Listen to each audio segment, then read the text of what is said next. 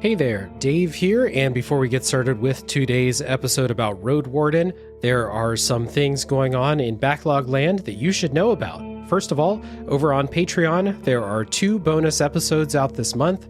One was about Star Fox 64, and the other is the Tales from the Way Backlog episode about Punch-Out! Both are available for patrons, so please check those out if that sounds interesting to you. Also, over on the Nostalgium Arcanum podcast, I did a guest appearance about the South Park movie, Bigger, Longer, and Uncut. I'll throw a link down in the show notes so you can easily find that, but that is on the Nostalgium Arcanum podcast. I would also like to say thank you to the wonderful patrons who help support the show. Big thank you to Chris Nelson, the Top 3 Podcast crew, Chris Copleen, Eric Guess, Rick Firestone, Nick Ficori, Jill, Jeff, formerly Jerf, Kieran, Soccer, ZNA, Cupcake, Kyle, Christian S., Matt, aka Stormageddon, JD, Doug Leaf, Jason Emery, Bryan Skursha, Randall, Jake Martin, Jenny E., Kurt Mattis, and many more. Your support is much appreciated, and if anyone else wants to support like them, once again, that's patreon.com/RealDaveJackson. And with that being said, let's get on to Roadwarden.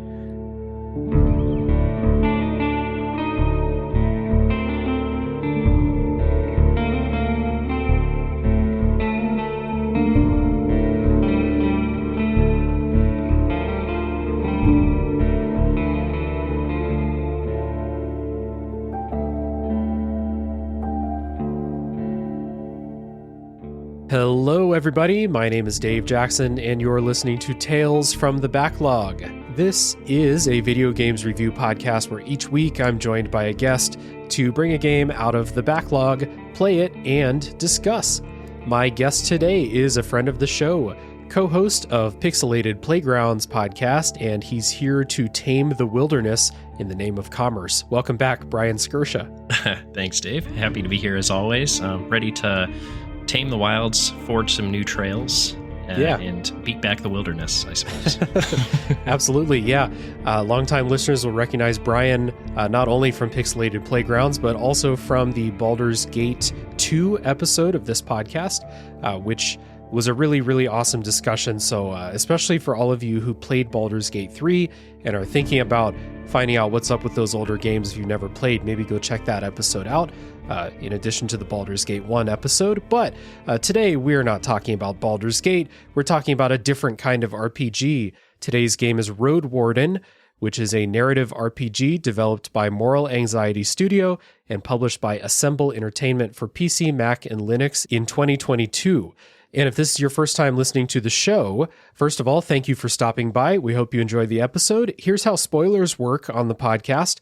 We are not going to spoil anything about what happens in the story, even possible outcomes in the story, because this is a kind of choose your own adventure type of game here today. So we're not going to spoil that for you.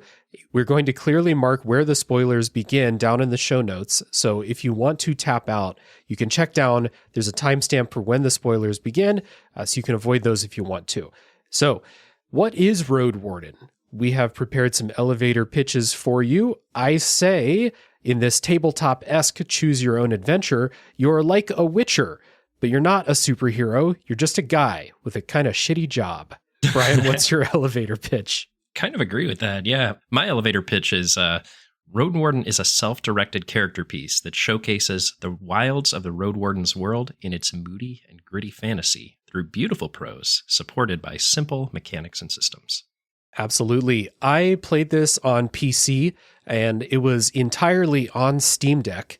On Steam Deck, it was a touchpad-only game. There's no controller support native, but it's fine. Like, you're not doing a whole lot of like movements and stuff. So the touchpad was okay, but I played it all on Steam Deck. It took me about 11 hours to beat. How about you, Bryan? Yeah, this was a PC game for me. I know we were talking when you asked me to play this game about where to play it. I thought about playing it while traveling on the deck, and then I tried it out, and I'm not one to use the mouse input on the Steam Deck where it's not necessary. So I played this one on PC. It took me about 13 and a half hours for my playthrough. But I got a lot of stuff done in that time. Yeah, there is a lot of stuff that happens in that, relatively short 10 to 15 hour playtime for everybody. And we'll definitely have a lot to talk about, how our stories diverged and all of that when we get into the spoilers section. But before that, so I kind of asked you if you were interested in coming on the podcast and talking about it, but it was already kind of on your radar before that. So what brought you to Roadwarden in the first place? So funny story, back when closer to when it came out, I don't remember the exact date, but I remember hearing about it on multiple podcasts. Most notably, I think our friend in common, John from Gaming in the Wilds. Right. He obviously really resonated with this game, and I tried to play it. I think it just came at me at the wrong time. I was looking for something a little more, with a little different feel in the hands, something more action oriented, and so I bounced off. But it was always there. It was always lingering. I was looking for an excuse to play it. And lo and behold, Tales from the Backlog was that excuse. I'll give you an excuse. Yeah. Actually, I think I remember I was thinking about who I'd ask to be on this episode. And I was looking on Steam, because Steam shows you your friends that have it or have played or have it on their wish list. And I saw you on that list and I was like, we'll check if Brian's interested. So for me, it was also, for me, it was also John on Gaming in the Wild. So shout out to him. And he's mentioned this game several times in different podcasts and videos that he's made. He put this game on my radar, talking about its storytelling and aesthetic strengths. And for me personally, all it took was looking at one screenshot of how this game is set up, how it looks, and then reading a little bit of writing in whatever screenshot it was that was yes, this looks interesting, and it's cheap. It's full price on Steam is $11 or something like that.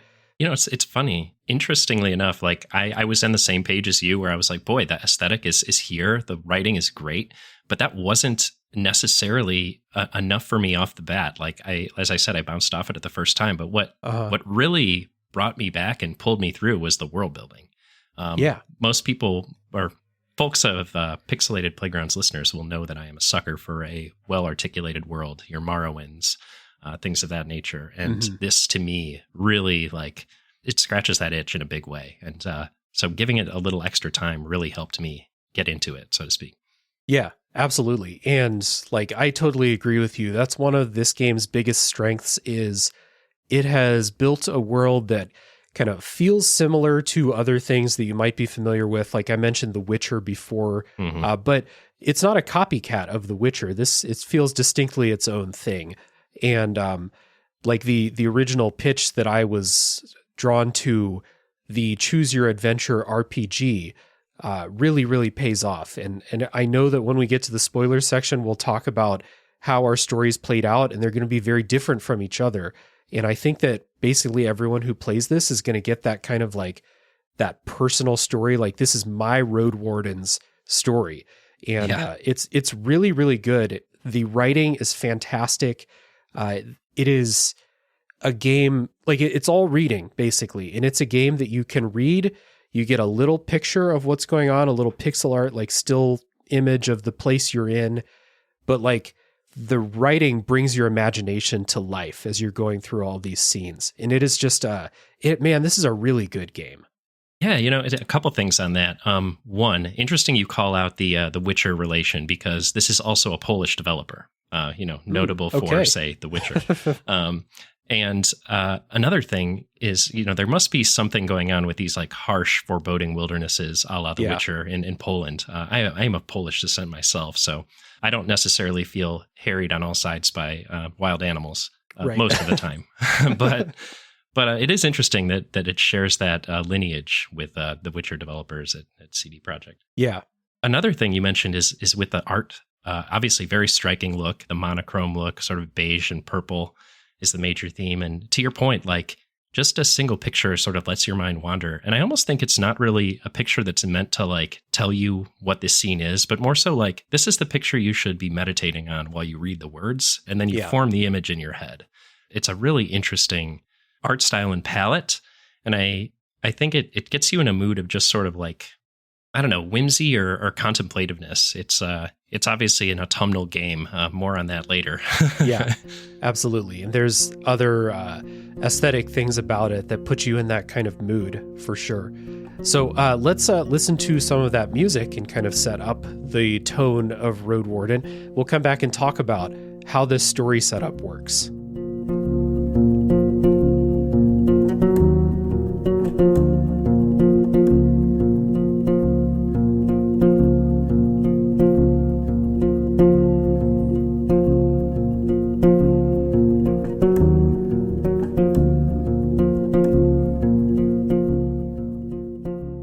Roadwarden takes place in a remote peninsula, kind of analogous to like a European type of area, but it's not the real world. And this is a remote peninsula where humans are desperately trying to carve out their place in the wilderness.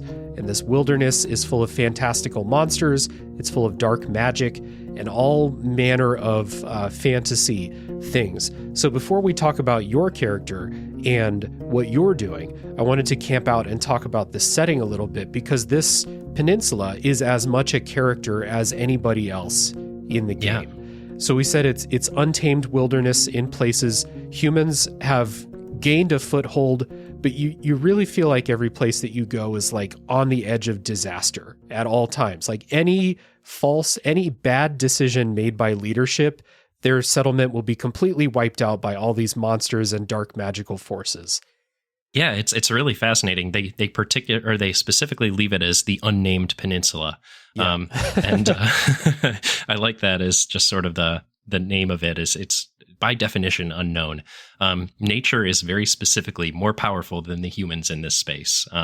They do this really interesting thing with nature. And as you learn more about the setting, the types of things that it's capable of, obviously way different than our own, not just in the fact that it's got, dragonlings and lynxes and, well, we have lynxes, I suppose, but more so sentient creatures and unicorns that effectively serve as battering rams, knocking over the walls of cities and letting all of the smaller apes and monkeys in to terrorize the populace. It's terrifying, honestly. Yeah, and like on top of those monsters, and there's a point in the game where you can, after much effort, get a bestiary and read about all the fantastical monsters, and there's a lot. It's so many of these that like you read about all of these monsters, and that's just part one. There's like part 2 and 3 of how dangerous this place is, but you just read about all those monsters, you're like, how are people surviving here? Like it's monster. Yeah, it's completely crazy. And one thing that I know, this isn't a spoiler because it's on the title screen, but they have this concept called the Wrath of the Woods, which basically like whenever mankind gets too comfortable and like too settled in a place, the Wrath of the Woods will come and push them back. And that's where the unicorn battering rams I mentioned come into play. And they, just completely ruin whatever city or town you have in there. It reminds me of Sin from Final Fantasy X, honestly. Oh yeah, true. Yeah, that's that cycle of destruction, keeping society down in a way. Yeah. So in addition to those monsters, there's also magic in this world, and it's not fun like Harry Potter type magic. It's like you have to burn your corpses immediately magic because they'll turn undead. There's necromancy. There are druids with forest magic. There is blood magic that you can optionally get into at some point in the game. There's a lot going on here. And again, it's like all of these factors together, plus the fact that it's untamed wilderness, which is dangerous on its own for, settlers and prospectors and things like that. It's really like you're walking into a very, very hostile place. And that's before you even start talking about the people that live there. Yeah, I find it interesting that this is just one corner of this world that our developer at Moral Anxiety Studios, Arius, I believe it goes by, right, has created. They have a broader world called Viaticum that this is placed in. Also, like another Eastern European developer, the folks behind Disco Elysium, Zaum, this was a setting developed for tabletop games originally, as I understand it.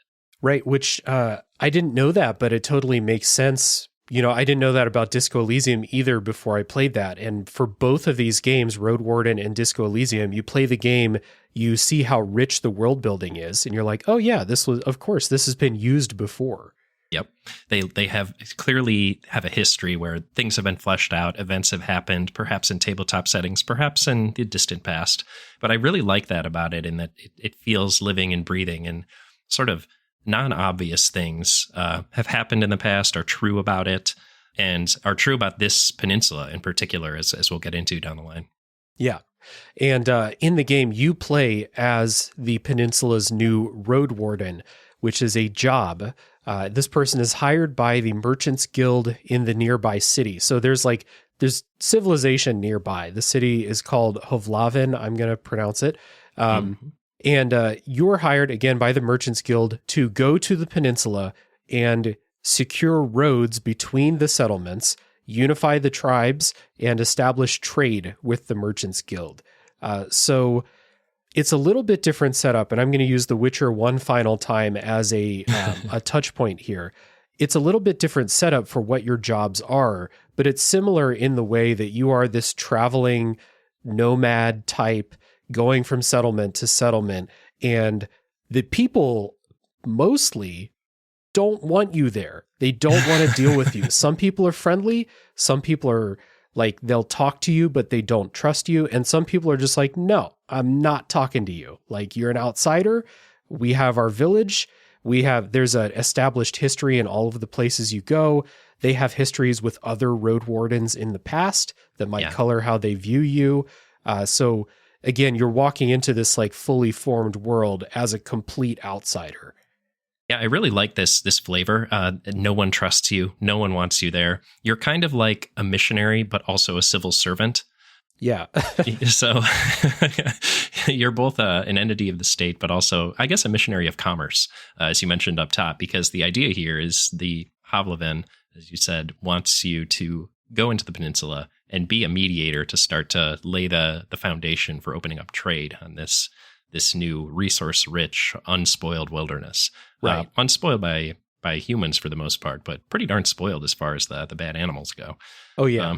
It's a pretty rotten place. And like, I don't know, like, I'm not sure you get an option when you get there and first talk to the people at the first settlement and hear about how the peninsula goes. And you can just be, you should have an option for like a non-standard game over to just be like, well, I'm going home. Fuck this. This sucks. I mean, you have a non-standard early out, but yeah, we'll get into that later. Yeah. It's really interesting to me how like you're sent up there by a rich, powerful empire, but you're just basically a homeless guy off the bat. Like, you don't have shit to your name. You're just going up there and trying to start conversations with people, kind of, and that is no more apparent than in your first introduction, where you show up with nothing but your horse. Yep, and you get to name your horse at the beginning, so you get to choose a little backstory for your character, for like what kind of background you want them to have, which will either give you special abilities, like if you choose to play as a mage type, you'll be able to do some magic. I chose to be a scholar type to have extra knowledge. You know, going into this wilderness situation, I thought that would be helpful, and it was helpful in certain situations. But you get to name your horse. So what did you name your horse? Oh, man, my horse. Let me think here. I think my horse's name was Bandito. Okay. After my dog, of course. My dog's name's Bandit. So Bandito, the horse, was my choice. Cool. And my Roadwarden was a fighter, actually. I decided this seems like a rough and tumble place. I want to have some extra muscle behind me. What that also meant was that I was illiterate. So didn't have much going on in terms of being able to, say, read things, which was an interesting wrinkle to my playthrough. Yeah, I can tell. Yeah. What about you? What was your horse's name? Yeah, I named him Fred because I think it's funny to name horses people names. So I named my horse Fred. And so you and your horse, who is your only constant companion throughout all of this. And I really took care to make sure no harm comes to the horse. Anytime someone's like, you know, you can stay here, but your horse has to sleep outside, I would be like, I don't know about that. There's dragons outside. So, you know, they make a big point about this horse, like throughout the whole game, but even right up front, they always refer to it as a palfrey, which, by the way, in sort of like medieval terms, is a smaller, like tame horse that is good for riding. But in this game, your palfrey is gigantic. People are always calling out how huge it is. So like, I don't know if that's just because I've never seen a horse before. They're used to mules or donkeys or something, but they're always like, dang, that's a big horse. Yeah. And that's kind of cool. Like that you have this interesting, gigantic horse that folks are shocked by. But to your point, I don't know if it's possible to lose the palfrey at any point, but I certainly didn't. Like you, I protected it with my life. It was the most important thing that I had. Yeah, absolutely. Yeah, same here. So you create your Roadwarden, you name your horse, you're off onto the peninsula. Your job going there, again, is to connect the people, basically, maybe secure some roads, clear some paths, talk to the people, try to get them to work together, try to open up trade. It is a land full of fantastical monsters, but your job is not often to kill the monsters. That's not why this Merchants Guild hired you. You're just there to be kind of a connector. Although, along the way, people will assume that because you're a Roadwarden, that you're going to be down to go kill some monsters. Or, we'll talk about this later, you're going to need some money throughout the game. And often one of the only ways available to make money is to help people fight monsters off or scare them off or something like that. So there is a combat element to this in the story. We'll talk about how that all plays out later, but it's part of it. Yeah, I mean, you're kind of introduced to the world with like two basic quests, right? One is explore, the other is find your predecessor. Right. The former Roadwarden, I'm sure we'll talk about. But to that end, like it quickly goes from there into not quite knowing what to do to having quite a bit to do and perhaps way too much to do in my case. But that just basically came from me being the nosiest, most illiterate MFer in the whole peninsula. And to that end, like the way you relate to people in this game is largely based on your background, as I found it to be. Yep. And that included your religion.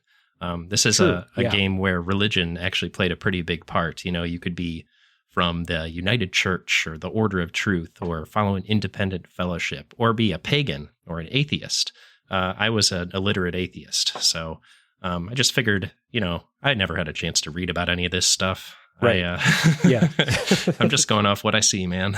Yep. Your character prays to the axe and only the axe. Yeah. There you go. Done and done. Although, as I understand it, scholar pagan is the way to pretty much understand the whole peninsula right off the bat. That makes sense. Yeah. And the people around have their own sets of beliefs that will not necessarily line up with yours, no matter which of those that you pick. Even if you choose the pagan, you might assume like, okay, I picked the pagan, I'm going to this like untamed wilderness where people live in these settlements. They're not necessarily all on board with paganism either. They have their own, the old gods or whatever that they're praying to. Yeah. Yeah. You get to find a sort of, I guess, various little strongholds, which I'm sure we'll talk about later. But I always found that interesting that there's so many different things that can affect the way that people respond to you as the Roadwarden. I mean, just one of them is your job description. There's your religion. There's your appearance. There's how beat up you look coming into town, what you're wearing. Just a whole host of behind the scenes calculations determining just how favorable or unfavorable these reactions are. And most of the time they're unfavorable because you're at least they start that way. Yeah. So you create your character, you step on the peninsula. Your first stop is always going to be the same for everybody. Your first stop is this soldier's outpost. This is not a procedurally generated game. We'll just say that. It is all laid out. So you'll always stop at this soldier's outpost where you get this proper introduction to the world. It's like, you know, they're welcoming the guy on his first day on the job, kind of explaining how everything works. There's a couple of soldiers there. There used to be a lot more. Now there's only a couple. Wonder what happened. Yeah, they tell you about what all went down. They talk to you about how the dead come back to life. They talk to you about how the monsters are. They tell you maybe some first stops to make on your mission, nearby settlements that you might want to like move in the direction of and stuff like that. And you also learn that we've mentioned before, the previous Roadwarden named Asterion has disappeared. So that's why you're here, basically. You don't need two Roadwardens. So the previous one is gone. You don't know anything about what happened to them. And that's one of the big mysteries of the game that you'll work toward, along with your other mission, like Bryan said, of, quote, like unifying the tribes. So a couple things there. One, why don't we need 2 road wardens? This place seems like it could support a bunch, use honestly. Multiple people for sure. But that aside, I think this tutorial is actually pretty good, if a bit long-winded and perhaps difficult. Because right away, they're sort of giving you this big text dump, as you said. They're talking about your predecessor. They're giving you an overview of all the weird stuff going on the peninsula. They're introducing you to like how the map works, and here's how you get to your map. Here's how you rest. Here's your hunger meter, your vitality meter, your cleanliness meter. Just sort of introducing like the basics here, and also introducing you that like your responses will shape the way that people respond to you. It's very like pretty quick and elegant in how it does that, but it's also pairing that with a gigantic information dump. So it's definitely a balancing act where you can kind of choose to make this tutorial great or extremely long, depending on your appetite for text. Yeah. And that's how story and stuff is always delivered in dialogue. That's the whole game, is basically reading either text descriptions of what's happening or talking to people. And so I think that like your appetite for what this game is doing is like 90% based on how much you want to read.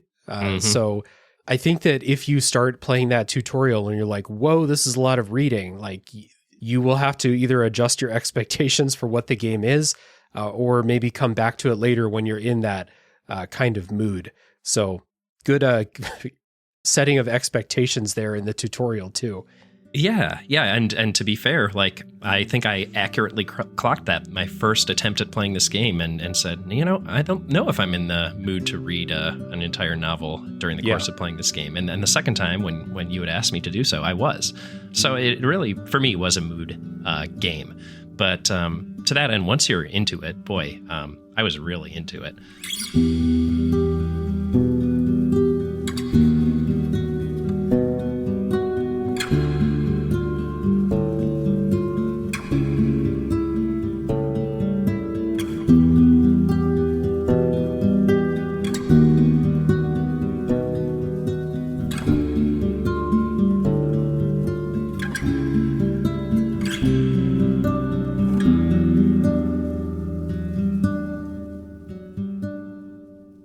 I do like that they throw so much at you here up front, and they give you an option in terms of this thing called they have your journal, of course, where you're getting quests and it's tracking things that are relevant to that. But they also have a thing called the archive, which is where you can see the last like several hundred lines of text that were given to you. And so if it was near enough in the past, you can go back into your archive and look at it. And I think this basically functions like your character's short-term memory. Yeah. And and for me, I was always forgetting stuff that people were telling me. And I like that the game would reward you if you remembered and reacted appropriately to things that people said later on. But I like that it respected you enough to know that you can also be a forgetful person. Because I often am, and I have to deal with those consequences. So why shouldn't the Roadwarden? Yeah, exactly. There's just a lot. Like the intro is kind of overwhelming in a way that, like, imagine that you're showing up for your first day on this job, and they're rattling off all of the various dangers around this peninsula. Here are these towns that you can go to. Here's what happened to us, by the way. Don't forget to burn your dead also. And your head could start swimming and be like, holy shit, what is all of this stuff? So yeah, having that, like you said, short-term memory in the archive to go back and look, especially if you accidentally skip a line of text, or like you talk to somebody who says, I need you to go to this place and talk to this person. And then you click through the rest of their dialogue and you're like, fuck, what was their name? Well, what was I supposed to say to them again? Yeah, you can go back and look.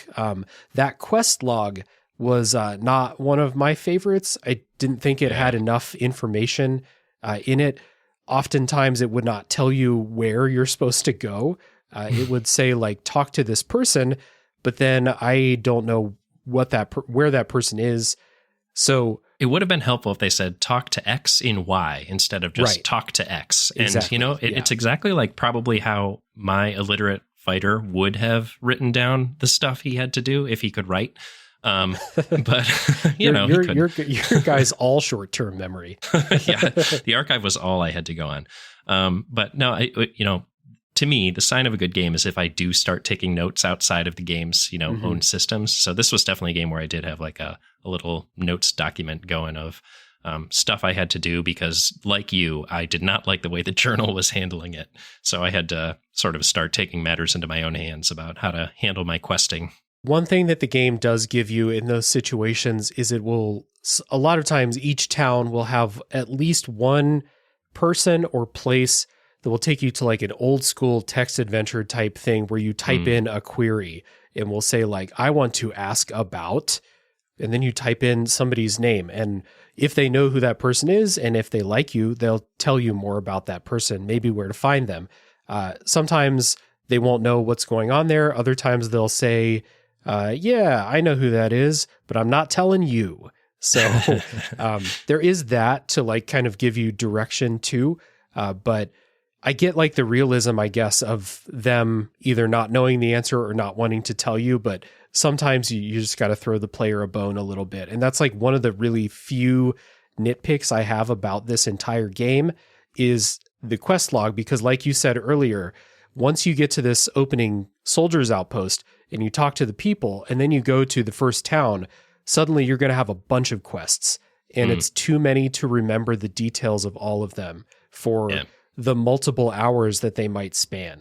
Yeah, those text parser puzzles, as I came to call them, were definitely some of the harder things in the game for me. Like the occasional problem solving that had to be done with that and freeform entry was like testing the limits of my lateral thinking. I'm not necessarily a person that's great at that. I rely on one of my co-hosts, Josh, for that level of intuition with games.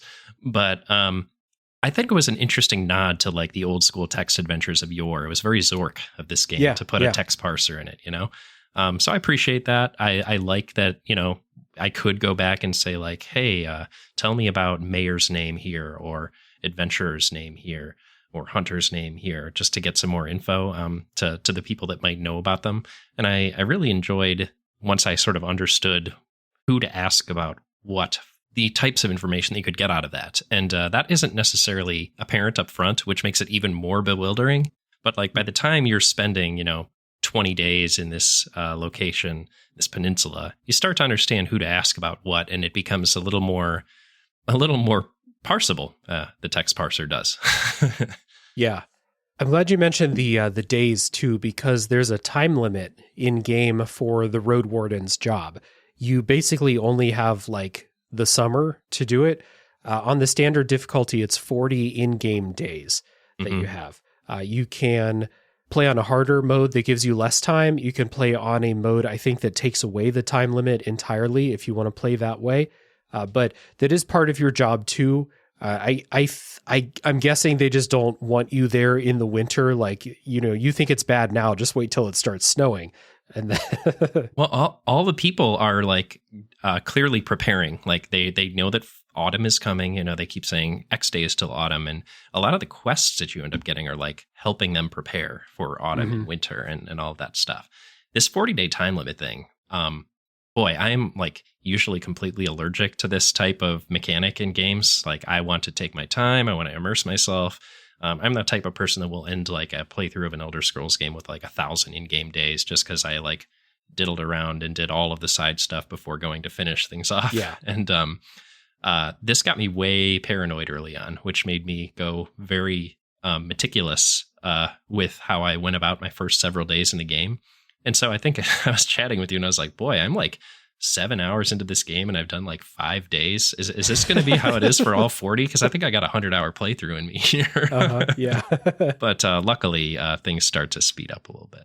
Yeah. I'm not sure that I've played a game recently that has one of these like ticking clocks. And what's cool about this and what kind of helps personalize your story in Roadwarden, because different people will play this game. They will go through, they will talk to the same people, they will do the same quests, but quests can go differently. And unless you are like spreadsheeting this out, I don't think you have enough time to do everything.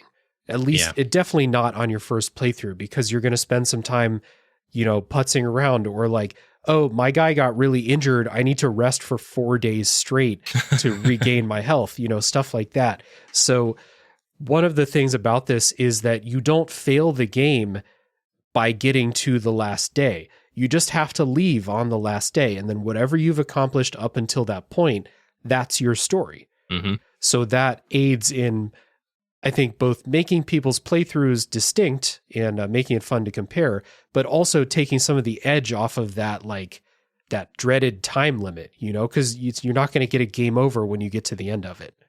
Yeah, I also appreciated this. And I think it kind of like fixed something in my brain where I was like, boy, if I don't like do everything in that 40 days, I'm just a failure. Yeah. And this game definitely like bristles at that and pushes back against it hard. Because to your point, it's impossible to do everything as far as I'm aware. So it was more about the places you choose to spend your efforts. And you know what? There's another game that I've been thinking about that does have this that I also bounced off of that now I want to go back to called Untitled. Oh, right. Yeah, so that's a game that also has sort of a time limit system in it, and obviously not everything can be done. I don't think. Maybe it can. Who knows? At any rate, I'm thinking about this in a new way now, having played Roadwarden, and am now hopefully at least partially cured of my time limit anxiety. I did an episode about Unsighted a couple years ago, and that game, the time limits are real in that game. So you do have to respect those time limits, but not to get on a big Unsighted thing, I think that game does really interesting mechanical and narrative choices regarding those time limits. So okay. It's really good. So yeah, let's see. Other things about the story here. I suppose we'll say that like there are a handful or maybe 5 to 10 what I would call like main side characters. And they're usually like the leaders of the towns that you go to. Or maybe if it's not a town, it's just like an inn out in the wilderness, the innkeeper there, or a druid who lives by himself in a cave. You'll remember some of these people and you'll visit them often because you need stuff from them. They might need your help, but you need their cooperation. And so part of the game's story is interacting with these characters, figuring out, first of all, how do I get these people to trust me? And that's usually by doing quests either for them or that aid them. And then they might have things that they want you to do on their own. And what I like about these people is that usually the quests that they send you on, once they trust you and they're like, okay, here's something you can help me with. If you want me to cooperate with the Merchants Guild, here's what you can do for me. And the things that they want you to do for them are often morally gray and not for the benefit of the entire peninsula, we'll say. Yeah, they're self-seeking. And that is one of the things that I think this game does really well is it forces you to take sides. Yeah, you are at the end of the day, like you're out here an individual agent, but you're working for an other power. But you don't know, and I think this is an interesting thing, is you don't really know their priorities aside from maximize profit, I suppose. Right.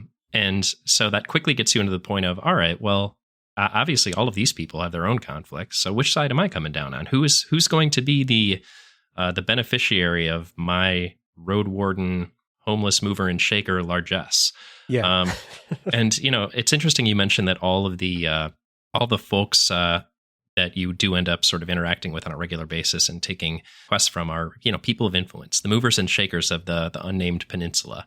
Some of them are religious figures. Some of them are, I guess leaders, but at the end of are people with power of some kind.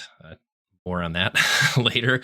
But it is interesting to me that like they all do sort of have these pre-established alliances and biases and grudges.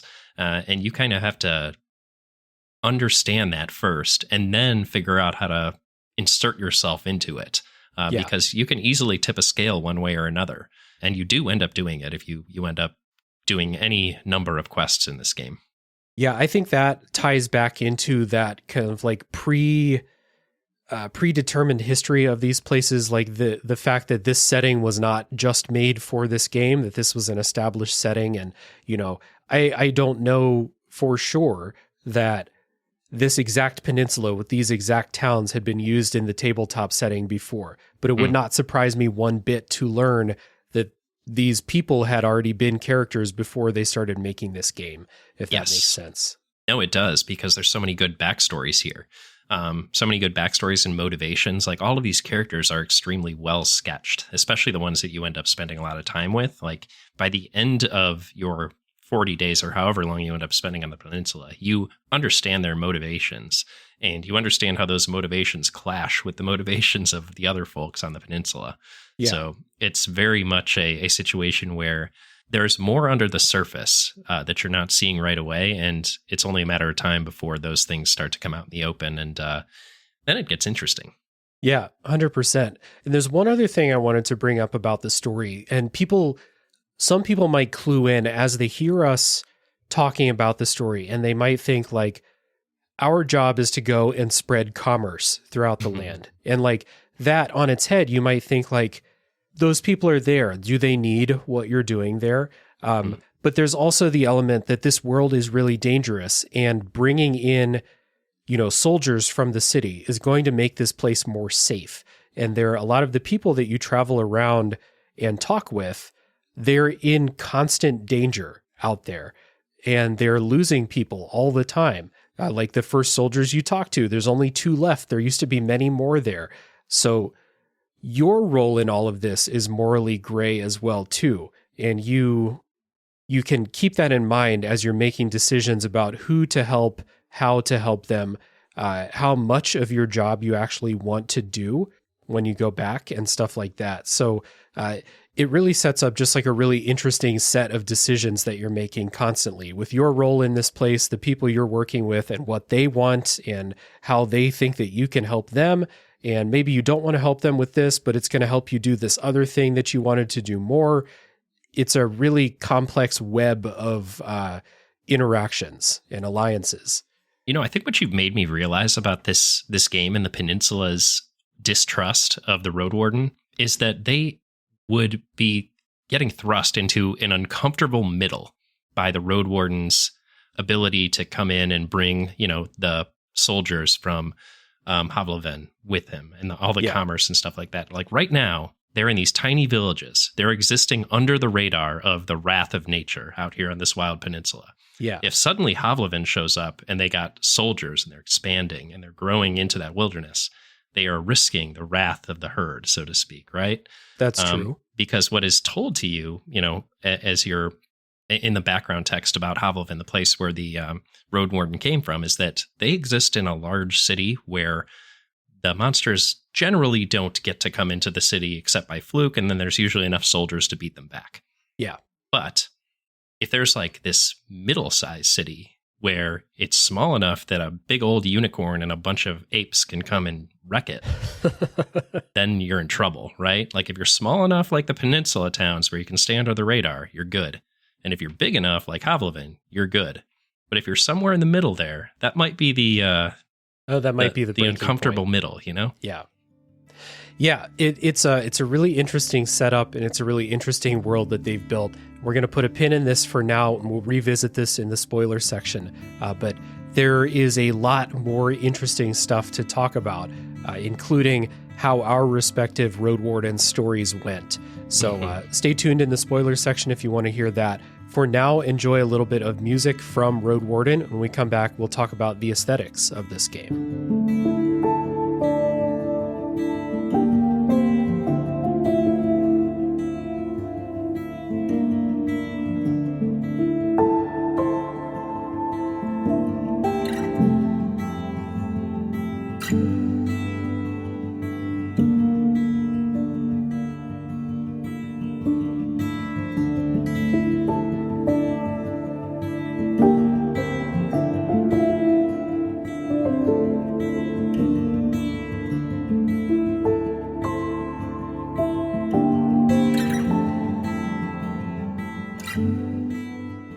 So Roadwarden's visual style is really striking. Like I said, the first time I saw a screenshot, it immediately hooked me. And it's really simple. It's a really simple style. It's pixel art, and the UI is set up so like 1/3 of the screen on the left side is a still shot of the location that you're in. It's not a depiction of a battle or even the person you're talking to. It is just a pixel art drawing of the inside of an inn.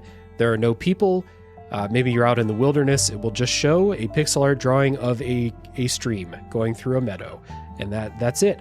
And then the other side is taken up by your dialogue box, your menu icons, and all of that. And over top of the whole thing, we have this yellowish, brownish, purplish, reddish color palette that has taken over the entire visual style. Yeah, and it's very clearly, I think, not meant to intone that this is a world that has purple skies and beige streams. It's meant to be sort of a sepia-toned filter that is meant to set a mood. And I think it's really effective at that. It kind of, as I mentioned earlier, sort of serves more to like spur the imagination to fill in the blanks, to fill in the colors for yourself. It made my mind's eye work more than the pixel art on the page did in terms of visualizing the space. It was almost like a suggestion rather than this is the art of the place that you're looking at. Exactly. Yeah, it is it's like someone started drawing the scene and then just stopped when it was time to draw the action or something like that. Yeah. So it lets your brain fill it in, the rest of it.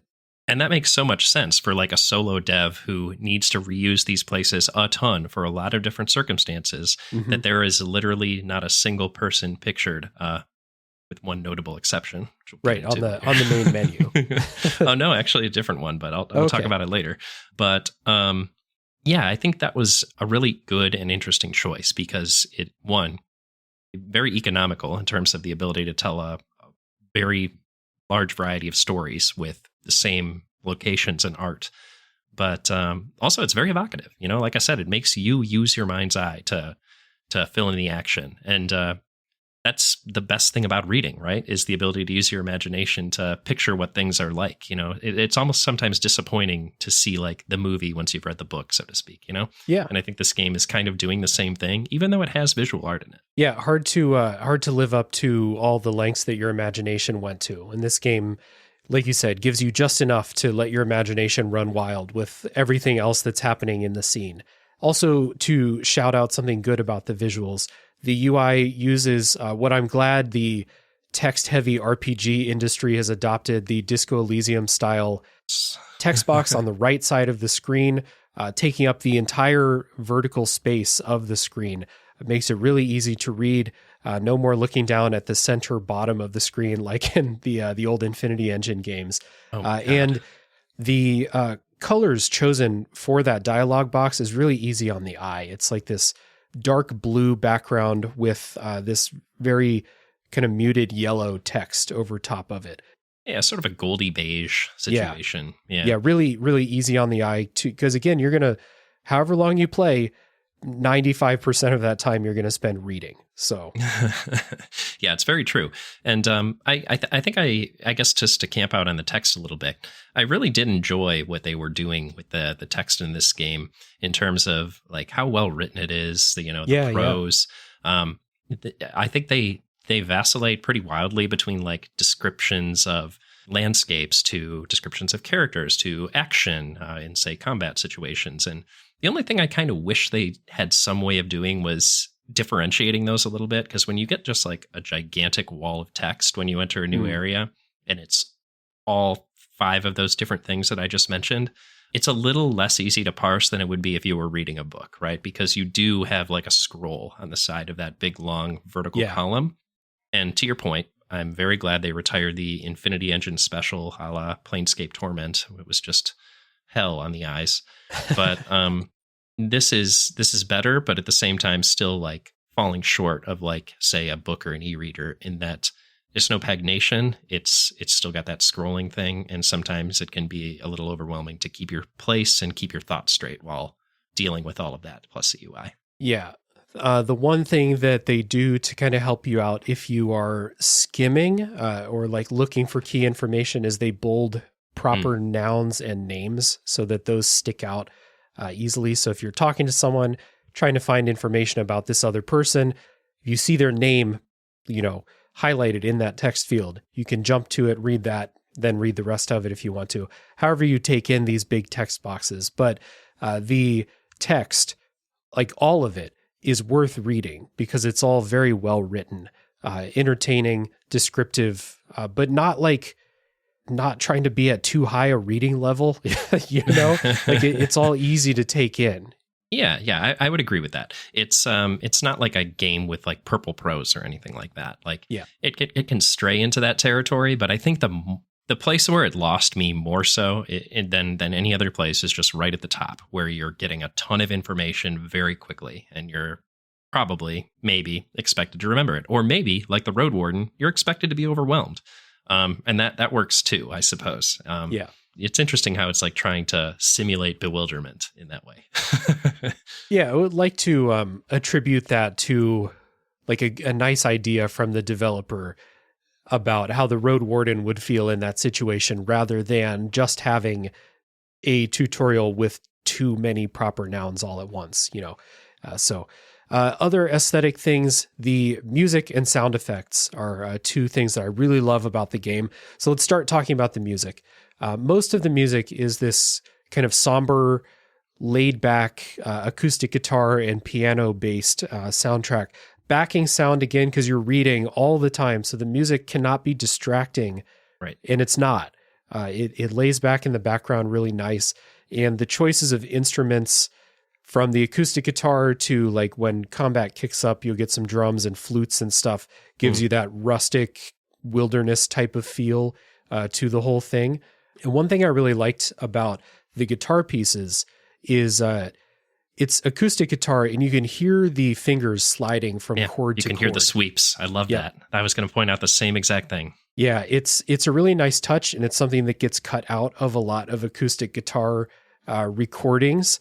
And in here, it just adds, again, that rustic, well-worn kind of feeling that the rest of this setting has. So the music reinforces that. Yeah, I think the watchword for me on the music in this game was moody. Yeah. Super moody all the time. To your point, like occasionally kicking up with electric guitar accents in tense situations, or more synthy accents. It's great, and I love the fact that they leave those sweeps and fingering, like, I guess, effects in there. It's a live musician, and that they screwed up a little bit. Yeah, and that's because you're screwing up constantly in this game, so it's only fitting. Yeah, absolutely. Yeah.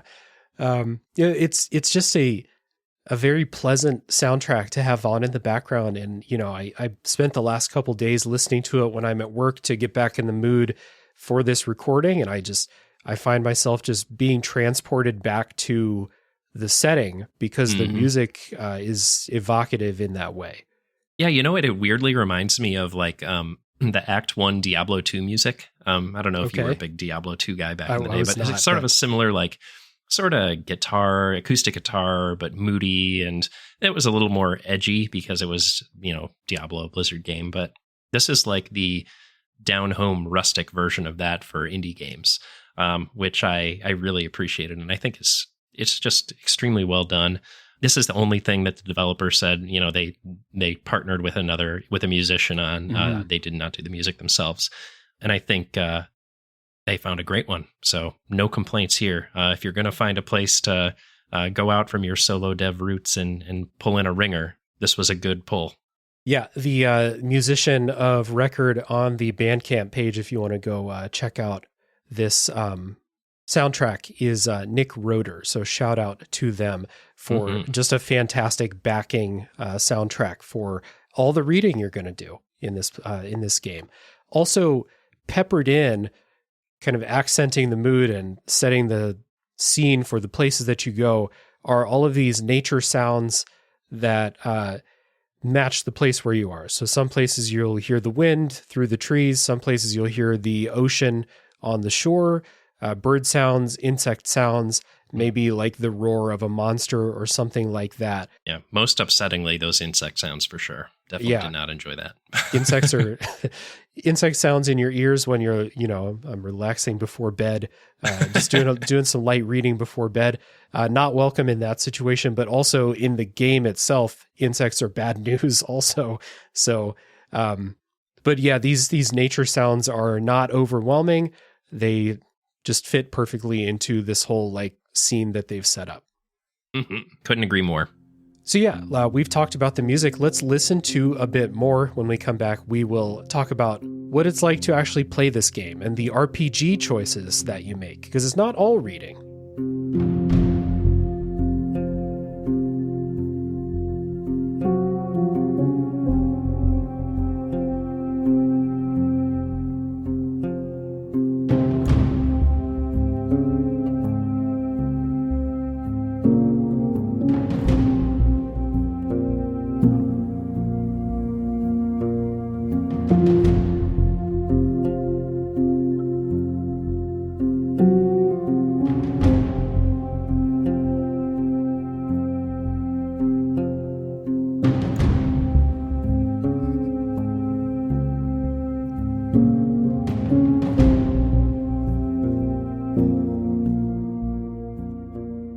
gameplay in Roadwarden is all contained within dialogue and choose your adventure type choices. So no matter what is going on, you will read a text, whether you're talking to somebody or just reading a descriptive text about a new area you've gone into.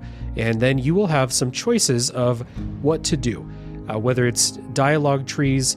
And this is a game where like you sometimes can go through all the dialogue options and get all the information. Sometimes you might say the wrong thing and that person doesn't want to talk to you anymore. So it's one of those games, which I appreciate. And then oftentimes when you're out in the wilderness, you'll be presented with those classic choose your adventure type scenarios. You approach, you crest over the hill and you see a monster that looks like a bear scratching up against a tree. And then it'll give you 3 options for what do you do.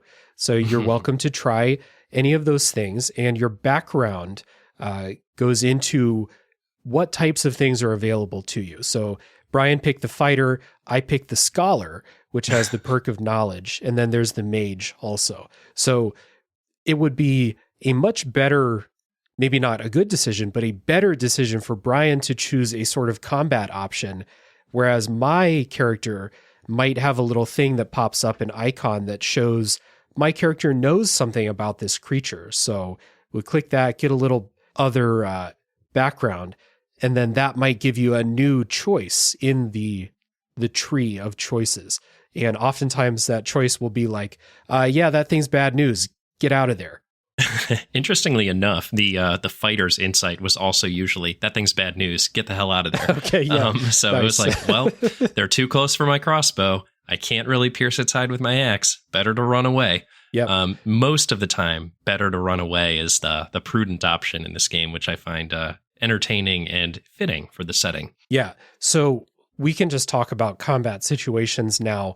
You will get in lots of sketchy situations, usually against other animals, and all of the combat takes place within dialogue, like in the very rare combat situations in Disco Elysium, if you played that. So combat in this game should not be taken lightly. Now, my experience is colored by the fact that I chose the scholar who can't fight worth shit. But I was still recruited to do fighter type stuff by people around the world because they're like, well, you're a road warden. You're better than this farmer at fighting. So you got to help us.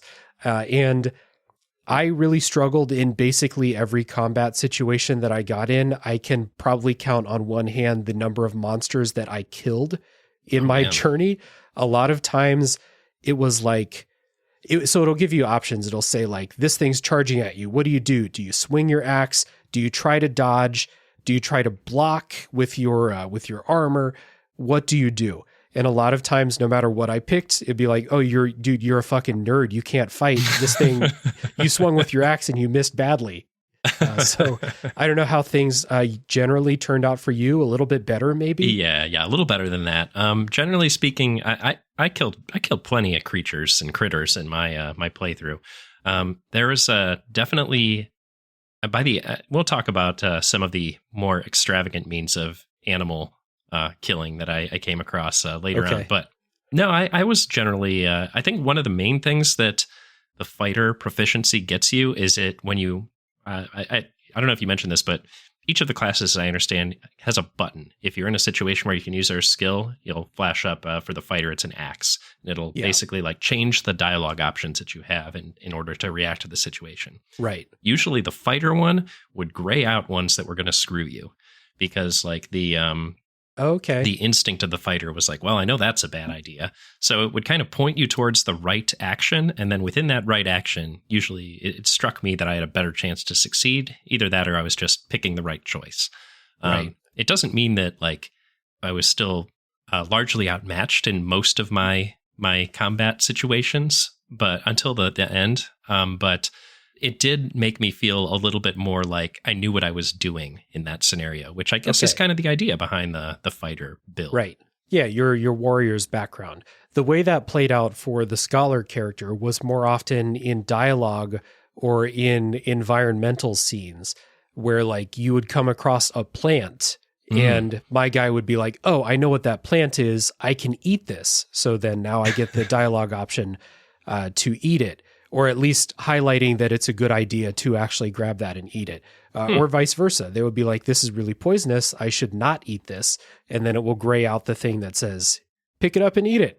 Because, if your person doesn't know anything about that, you might have that option and you might get yourself in a bad situation. But for me, combat was sometimes unavoidable depending on what quest I was on. But if I had a choice at all, usually the best choice for me was to try to run away, try to maybe just tank a hit when I'm trying to run away instead of trying to fight. So not to be taken lightly. And I guess when you're playing with the fighter, still not to be taken lightly. Again, you're not a Witcher. Yeah, totally. I think the important thing that this game does with, life or death situations is they are life or death. Yes. They don't remove the feeling of danger when you're the fighter at all, which I think is a wise choice because that's central to the game. Yeah. They're giving you a better idea of how screwed you are, which I think is actually effective. Yeah. But to that end, is sometimes the fighter's instinct would allow me to do certain things that would earn me extra money in town, whether it's, the ability to complete certain quests that are more combat oriented or we'll talk about one of my favorite ways of earning money in the spoiler section, but okay. Let's just say I was a bit of a gambling aficionado. Oh, yeah. Let's real quick talk about those RPG type meters that you are taking care of, or like survival type meters that you're taking care of. And then we can talk about that sweet, sweet economy in this game. So your character has 4 meters that show on the right side of your screen at all times. They're your vitality, which is your hit points, but also like your physical strength. So low vitality means you have low capacity to take damage, but it will also mean like if your character needs to chop down a tree, they might not have the strength to do it. So you need to keep that up. Your nourishment is the next meter, which is a hunger meter, and you do have to eat. You need to either gather or pay for food. And if your character is really, really hungry, then they will also have a harder time doing physical things. The next one is your armor meter, which is just the condition of your armor. And your armor is kind of like a barrier between monsters and your hit points. I just defined what armor is, but like literally it's like it's like, extra hit points. Yeah, it's extra hit points basically. And armor is expensive to repair if you don't like know how to do it yourself. And this is not a game with tons of gear around. Yeah, like you're not just replacing that bad boy. No, if your armor gets damaged, it's an undertaking to get it back up to strength. And then the final meter is your appearance, which is how clean you look. Obviously, if you spend a bunch of time out in the woods, you're going to look pretty dirty. So you can bathe in water sources. You can pay for baths at inns. You can buy toothpaste and toothbrushes. You can buy soap to wash yourself out on the road. But all of that costs money. And this was tough for me to keep up, the appearance. My guy was a real fucking, he was a real dirtball out there. Yeah. And because of that, people did not trust me right away. People are much more likely to trust you on your first impression if you look good, which, can't say that they're making that up for the video game. Some aspects of this fantastical world do ring true. Yeah. But to that end, no, I definitely hear you on that. And it kind of is, all about keeping these meters up in the various ways. And that appearance meter, boy, I drastically underestimated this for like the large first chunk of my playthrough, because I was always rolling into town just covered in mud and shit. Just stinking it out. I was a mess. Yeah, I was just I just needed to get some soap so people wouldn't run away from my stench. Is kind of what it came down to. Yeah, I mean, eventually you do learn like, all right, well, I can stay in this inn for a reasonable price and bathe myself. And that in turn is going to let me purchase rations for a much more reasonable price. Or, not have the mayor turn up their nose at me when they first see me. And those types of things are lessons learned. Like maybe it's not a good idea to sleep in the stable and forage for berries instead of getting a good meal at the inn and bathing yourself, even if it's your last dragon bone, because, one thing leads to another. And I guess the idea of fake it till you make it works here in the unnamed peninsula, or the nameless peninsula. Yeah, I had a hard time keeping that up. I like the way these are described too. Like every step, like your hit points are probably determined by your class, your vitality, but like your armor has maybe 5 notches on it, and each one of them is described as to like how it looks and how well it will perform. Same with your vitality and your nourishment. And my Roadwarden was constantly like gaunt and slightly physically weakened because you can get in a kind of like spiral of, I got really injured out on the road, so now I need to rest to recover. But resting costs money if you want to rest in a bed. And if you don't have enough money, then you can't buy food. And then if your character gets too hungry, then that affects your vitality too. And it can, and all the while you're getting dirtier and dirtier. So it can be kind of hard to claw yourself out if you go like all the way down into like those really low portions of those. And I was able to do it, but it all kind of, I think, plays into the story of your character just having a real hard time out there. Yeah, I think this kind of plays into what I was saying earlier about like the tutorial here being like a bit difficult and long-winded. It's like, it's just like a long, slow slide into decrepitude and homelessness and hunger and tiredness and getting the shit kicked out of you by a few beasts here and there. Yeah. And then eventually you figure out all the bad decisions to avoid. Yep. And you start to, get the snowball rolling. And by the end of it, you're talk of the town, and, you're always got a full belly. And, well, at least I did. I don't know how this ended. For you, but I wasn't exactly, I mean, I wasn't dapper and clean. I'll say that, but never clean. Yeah. I did find, reliable sources of food for cheap. My character also was able to identify wild plants that they could eat. So that helped as well. So this all is enhanced, we'll say, because a lot of the quick ways, or maybe even the best ways to raise your vitality or fill your belly or clean yourself costs money. And that ties in with, I think, one of the most confident and best aspects of this game's design, like as an RPG, which is its economy. And game economies are not something I talk about often on the show because they're often unremarkable. But this is really, really good. So there's a quote from this developer in an interview that they did. They said they wanted, quote, every coin to have a story in this game. And you think about the RPGs that you play where maybe they have randomly generated loot, or otherwise, you are just swimming in money by the time you finish the game. I just recorded an episode about Cyberpunk 2077, and we talked about how we had so much money at the end of the game. We're just buying cars to spend the money on something. Or if you think about in a Skyrim or Baldur's Gate 3 or something like that, it feels like every container you open has a couple of coins in it. This is not like that. It is a low numbers economy where money is scarce and you have to work for every coin that you had. And I think at my richest point in my entire playthrough, I had like 15 dragons, they call them in the game. Okay. I mean, I had slightly more than that. You already established you were doing a little hustling in the card games or the dice games. Axe throwing, actually, but we'll come back to that. Axe throwing, okay. I do agree with you in that, like, this game doesn't have sort of the degenerative mechanics-based economy that would allow you to, like, sell all of your iron daggers in Skyrim and suddenly become a, millionaire. Yeah, the richest person in the game. Yeah.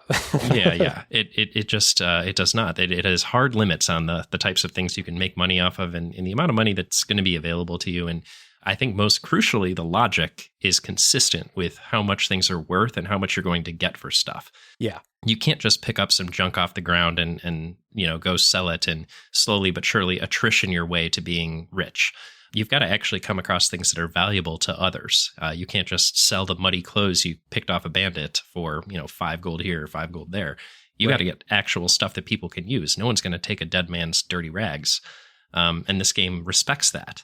It has consistency in the way that it's dealing with like the lived reality of the world and how, not necessarily that it's impossible to become rich, which would be probably more consistent, but it's very difficult to become wealthy in this game. And you kind of have to like have some insider knowledge to do so, which I think does track a little bit more with reality. Yeah, there were certain points where I felt like I was living large with my 15 coins. And then there were other points where I had nothing and I had to, put the Roadwarden quests and like all of the, dozens of side quests that you pick up, put that all on hold.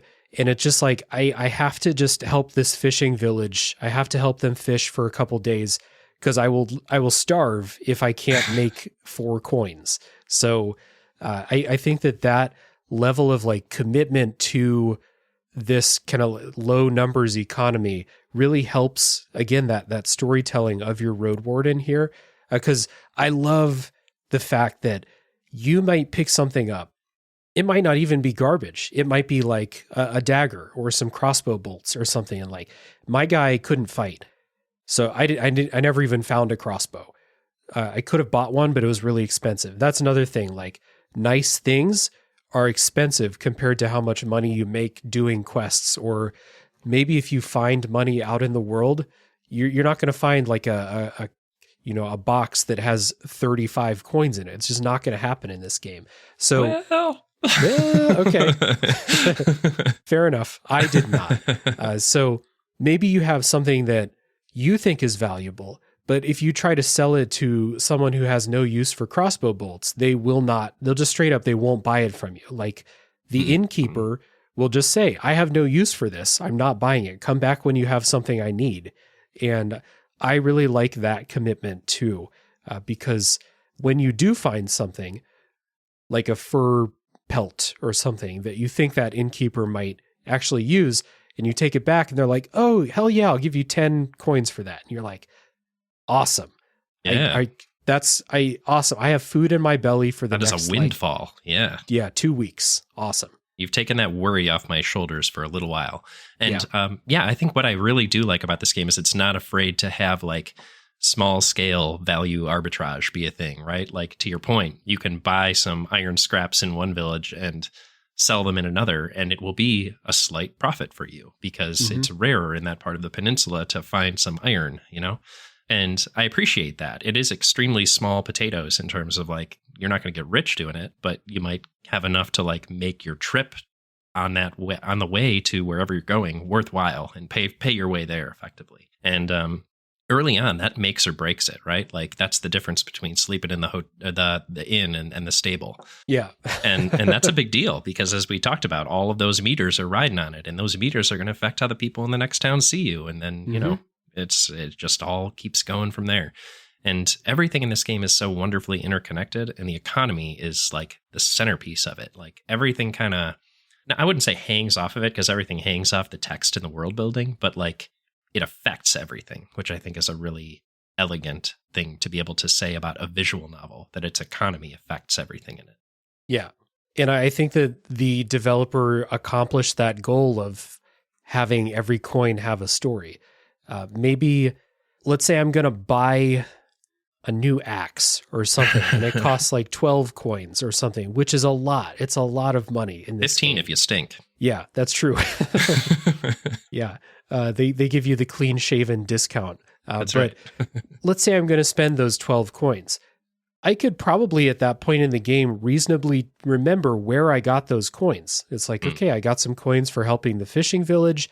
I found a couple out in I took them from a sacrificial altar out in the forest. And we'll see if that comes to bite me in the ass later, but I needed the money, so I took it. Or I helped out the town with some monsters, so they gave me some money. I helped some people move some downed trees out of the road, so they gave me some money. And then all of those things were an undertaking, and you had to choose to do those things. And a lot of times you're choosing to do those because you need the 2 coins. So I think I really like that goal, and I really think they pulled it off. And it's just so different from how game economies usually function that it's super notable once you realize how this is working. Yeah, totally agree there. It kept everything grounded, and it made every reward feel meaningful. And that continued for the whole game. No matter how rich I felt, even what I noticed is easy come, easy go.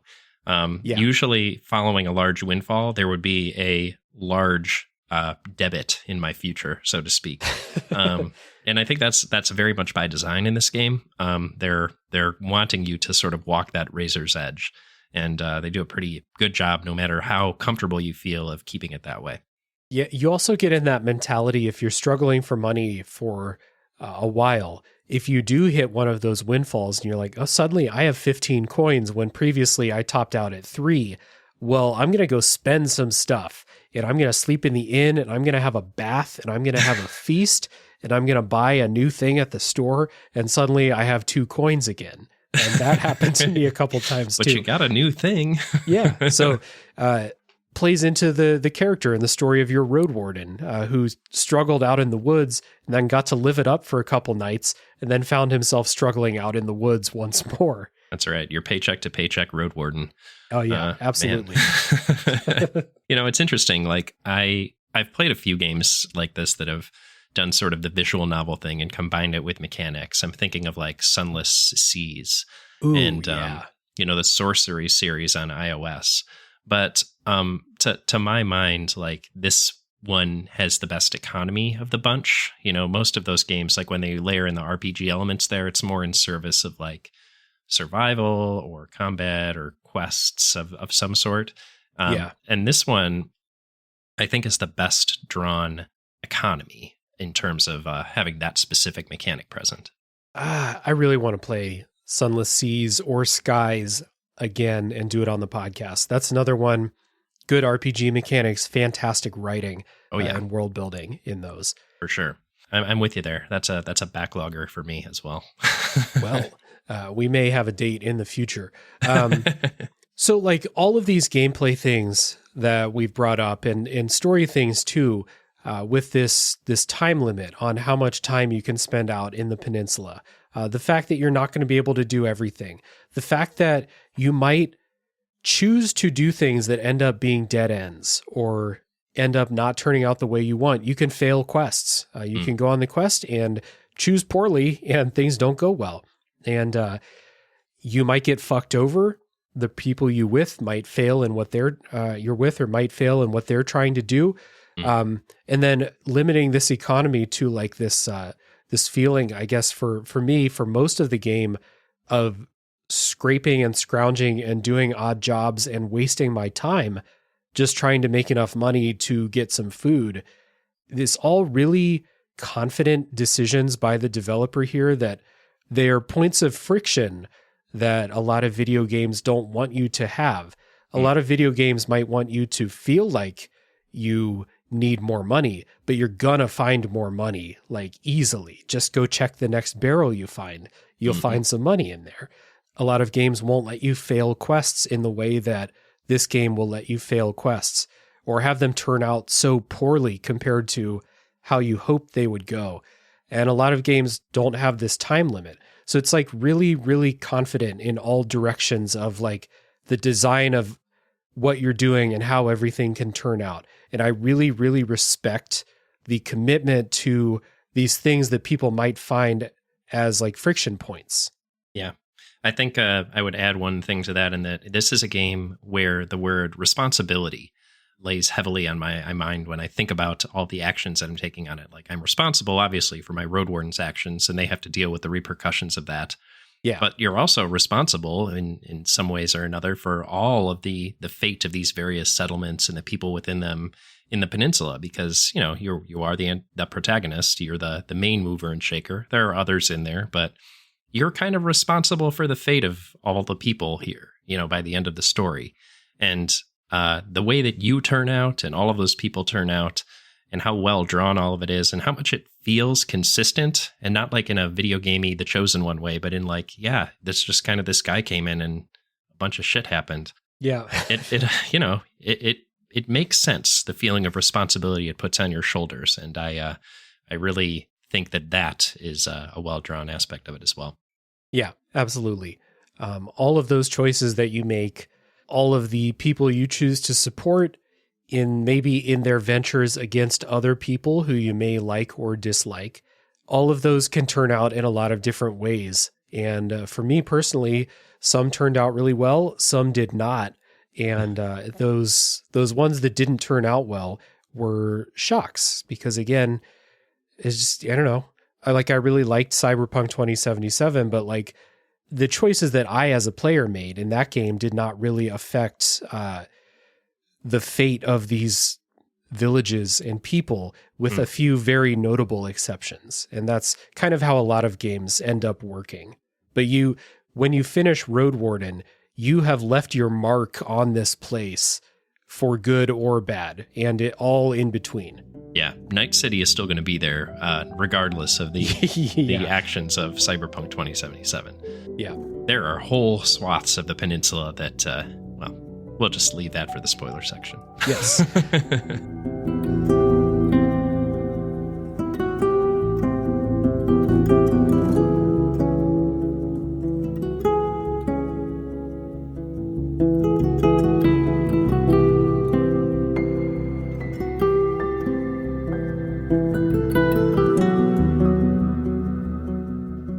So let us do that kind of wrap up and recommendation and housekeeping before that spoiler section. So if you have any wrap up thoughts about Roadwarden, let's lay those out there. But also, what type of person would you recommend play this game?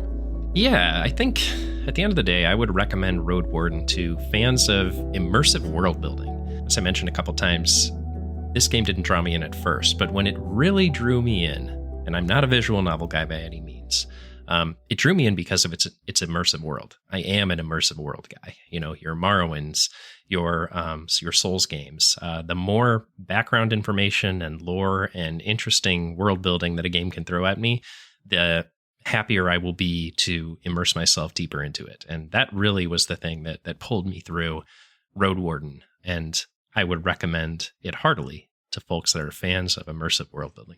Yeah, absolutely. Fans of tabletop RPGs and fans of games with lots of writing, lots of reading on your part, and some writing on your part. Right. This is like one of the easiest recommendations if you like, tabletop-esque RPG systems, but mostly if you're somebody that needs to be doing action, combat, stuff like that, this game has none of that, and thus might not be for you. But if you are at all open to a game that is 100% reading and that choose your own adventure aspect to it, then I can't recommend this highly enough. It's fantastic. The world that was built, the characters that inhabit it, and then the personalized ways that you leave your mark on the place are all really, really well done. So this was an absolute joy to play, to read, and once we get in the spoiler section, to talk about our experiences in this place, because there's a lot of different ways that this can go. So easy recommendation from us. We will stop for now. We'll do a little bit of housekeeping before we get into spoilers, so stick around, everybody. So Bryan, tell everybody about Pixelated Playgrounds and what you've got going on the show lately. Oh, yeah. So Pixelated Playgrounds is a gaming book club podcast discussing the art and craft of video games. So we pick we pick 2 games a month, generally speaking, and we'll do a deep dive. All spoilers are fair game. I'll do a critical analysis of mechanics, themes, story, the interplay between the 3. And usually that is myself, my co-host Josh, my co-host Clint, some combination of the 3 of us in there. We've been doing it for going on 120 episodes now at that clip. So, solid 4-ish years, something like that. And, we're having a good time with it. Hope you decide to listen. If you want to start listening, pick a game you like, listen to what we have to say about it, and see what you think. As far as what's come out lately, we did do a podcast on Game of the Year 2023, Baldur's Gate 3, and Game of the Year 2023, Tears of the Kingdom. So right. we got them both, baby. Yep. Check them out. Also, one of my favorite games from last year, which was Jusant, which at the time of recording, I think is the most recent episode that came out. A really good one to discuss. Some others that have come out recently, looking at the list of episodes, Dave the Diver, Baldur's Gate 2 as the quest to play the Baldur's Gate games leading up to Baldur's Gate 3, The Last of Us Part 2, and then lots of smaller indie games on here too. So it's not all the... we'll take the top 5 from the Game Awards and we'll play those. It's not that. So other stuff that I've discovered through your show, like Mosalina, which sounds like a really, really interesting game. Yeah, thank you for that. Mosalina, we did The Looker too, free 1 hour long satire of the Witness, which is hilarious and great. Obviously, I was highlighting some games that everyone may recognize, but if you're a fan of indies and fan of stuff more off the beaten path, obviously head over. There's 120 some games there. Take your pick. Yep. Well worth your time. And it's a podcast that I get excited every time I see a new episode pop up in the feed. So highly recommended. And check down in the show notes for easy links to find Pixelated Playgrounds. And if you want to support this show, ratings and reviews are helpful. If people are looking for podcasts about Roadwarden, a rating and a review will help this one come up in the search results more often, which is what we want. And you can join the Discord server. This is actually a great game for communities to come together and share their experiences. We have a wonderful community in our Discord server. There's an invite link down in the show notes. And if you've played Roadwarden, come on in and tell us about your wild adventures and misadventures on the peninsula. Would be really happy to hear those. You can also listen to my other show, which is called A Top 3 Podcast, where we do top 3 lists. Some recent episodes as we're recording this, we did top 3 things we wanted to be growing up, talking about our realistic and very unrealistic childhood dreams. That was a really fun episode. And we also do drafts. We recently drafted best candy for the movie theater and stuff like that. So that one is a more of a comedy show, and I have a good time doing it. I think you'll have a good time listening. And last but not least, if you want to support this show monetarily, you can do that at patreon.com/realdavejackson, where you will get to vote in polls for what games I do on the show. There's some bonus episodes every now and then, lots of good treats. So the support is always appreciated. If not, that's cool. Keep on listening. We love that too. So we are going to take a break, and when we come back, it's full spoiler time for Roadwarden.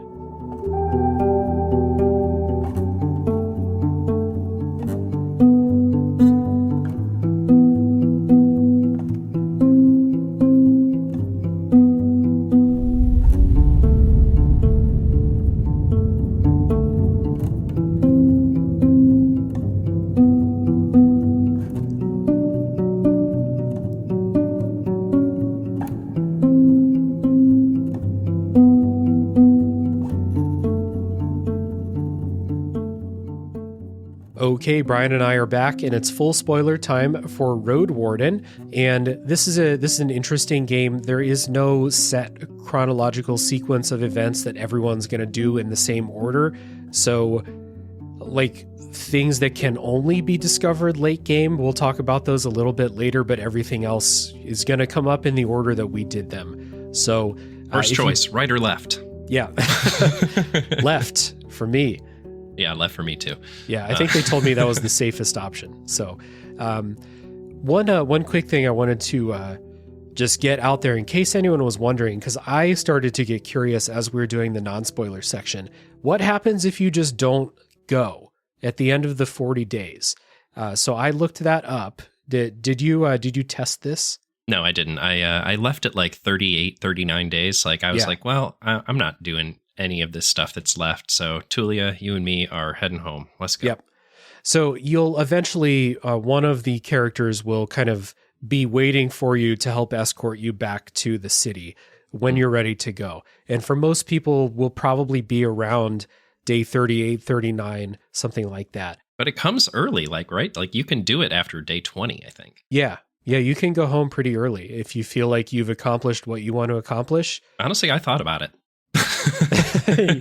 A couple of times when things don't go your way and you're like, you know what, fuck this. I'm going home. Yeah. I definitely thought about it. It's a little underwhelming what does happen. You just are automatically transported back to the inn and Tulia takes you back home. So I was hoping that you could either like you get stuck out there and you die and there's like a written ending for that happening, or maybe like a secret ending that you didn't know was possible where your Roadwarden decides to just fuck off into the peninsula and live there, which I was of the ways that my story went was one of the more disappointing things about it, which was that was not an option for it is, my though. character. Like you can settle. You can settle in any of the villages, as I understand it. I was not able to do so because I pissed everyone off enough. You have so you have to get them to like you enough to let you stay there. Okay. Yeah. Well, fair enough then. Yeah, that you are able to settle, and I don't know if we talked a little bit about this. Is you get to sort of choose your own personal main quest up top, whether it's like get rich or become a folk hero or start a new life. I chose start a new life because I was like, all right, that sounds nice, starting a new life. Yeah, kind of like the Firewatch guy starting a new life. Exactly, and apparently, like the way to win that quest is to settle in one of the towns. And I failed my main quest if it wasn't apparent already. Yeah. But hey, you know what? I think that is an interesting story, so I'm gonna roll with it. Interesting. I never thought of that as a main quest. I always thought of that as part of your character's background. Yeah, but it's in your journal. Yeah, I guess I still never thought of it that way. I thought of it more as character backstory, like why is my guy taking the job as the Roadwarden? So What was yours? I think it was to start a new life, but I don't remember. Yeah. I guess it doesn't really matter because you're going to end up doing what you're going to do either way. I think it's kind of funny that the game asks you to choose why you are coming out here in the first place and quickly goes out the fucking window.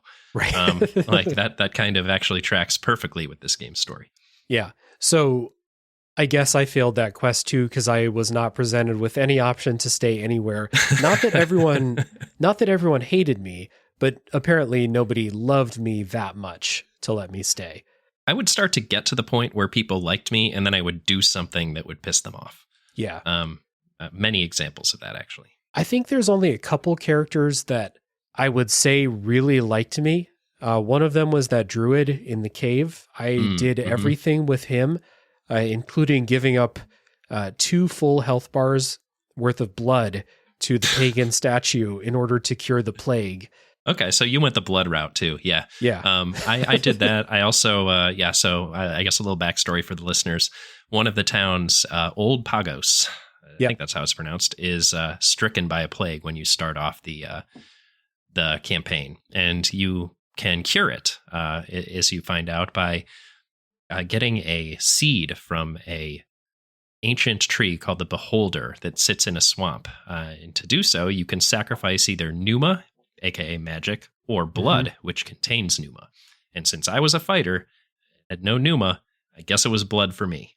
Yeah, you can also use magic items for that. So I did one magic item or two, but for the most part, for me, it was I'd pay my blood tax every time I walked by. Yeah. So I tried with that one. There is I forget there's a sorceress that lives out in like the far east side of the map. She has the golems around. I was tight with her. She gave me the quest to go put up her rods around the world, and I felt very uneasy about what she would do if I did that. So I sacrificed like 3 or 4 of those rods to the Beholder because it wanted magic items. And I was like, you know what? This seems like a bad idea to give her free reign with her golems around the whole peninsula. So that was not enough. I still had to do like 2 full health bars worth of blood in order to get enough magic. But I cured the plague. So that druid guy really liked me afterwards. He let me come inside the cave and he introduced me to his bedridden wife. And I don't know that he would have ever invited me to live in the cave with them, but if anyone on the peninsula liked me enough to do it, it was going to be that guy. Yeah, sadly, I don't think there's room in the cave. I think it had to be a city.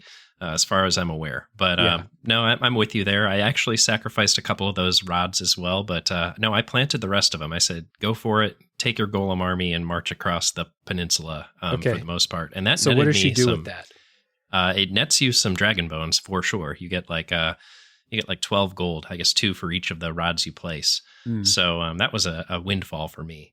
And nothing really happens to it. Like there's, as far as I'm aware, no, like, at least in my case, there was no further like ramifications of that aside from she started taking better care of the eastern road, so I could traverse the eastern road even faster. Okay. So that was helpful. A lot of the things that you do quest in this game are like scout this path, improve that path. And as you improve and scout these paths, like you will be able to travel them faster. And we didn't mention this up top, but the whole map is basically a big circle, right? So you're going to the various locations on the circle. There are towns, there are points of interest, and then in the center, there's this dense forest that no one goes. And you can go if you want to, but it's probably going to screw your life up for a bit. Yeah. Did you go through that center path? I did, yeah. You eventually have to go through there to try and find a bandit leader who's hiding out in there. I was able to find her. You found her. I never found her. Yeah, I knew she was in there, and so I kept like every time I had like a full health bar and a free day, I'd go into the center. There's like a cairn in the center, and like eventually it was like I talked to enough people somewhere that it was like you got to go north from the cairn, bro. And so I found out that you could go north from the cairn, and there was the bandit camp with Glaucia, the bandit leader, right? And I didn't have much to talk to her about because that was like really near the end of my playthrough. Like earlier on, I think there were things I could have done for her. Like she's really anti-necromancy, but I had already solved that problem, quote unquote. Okay.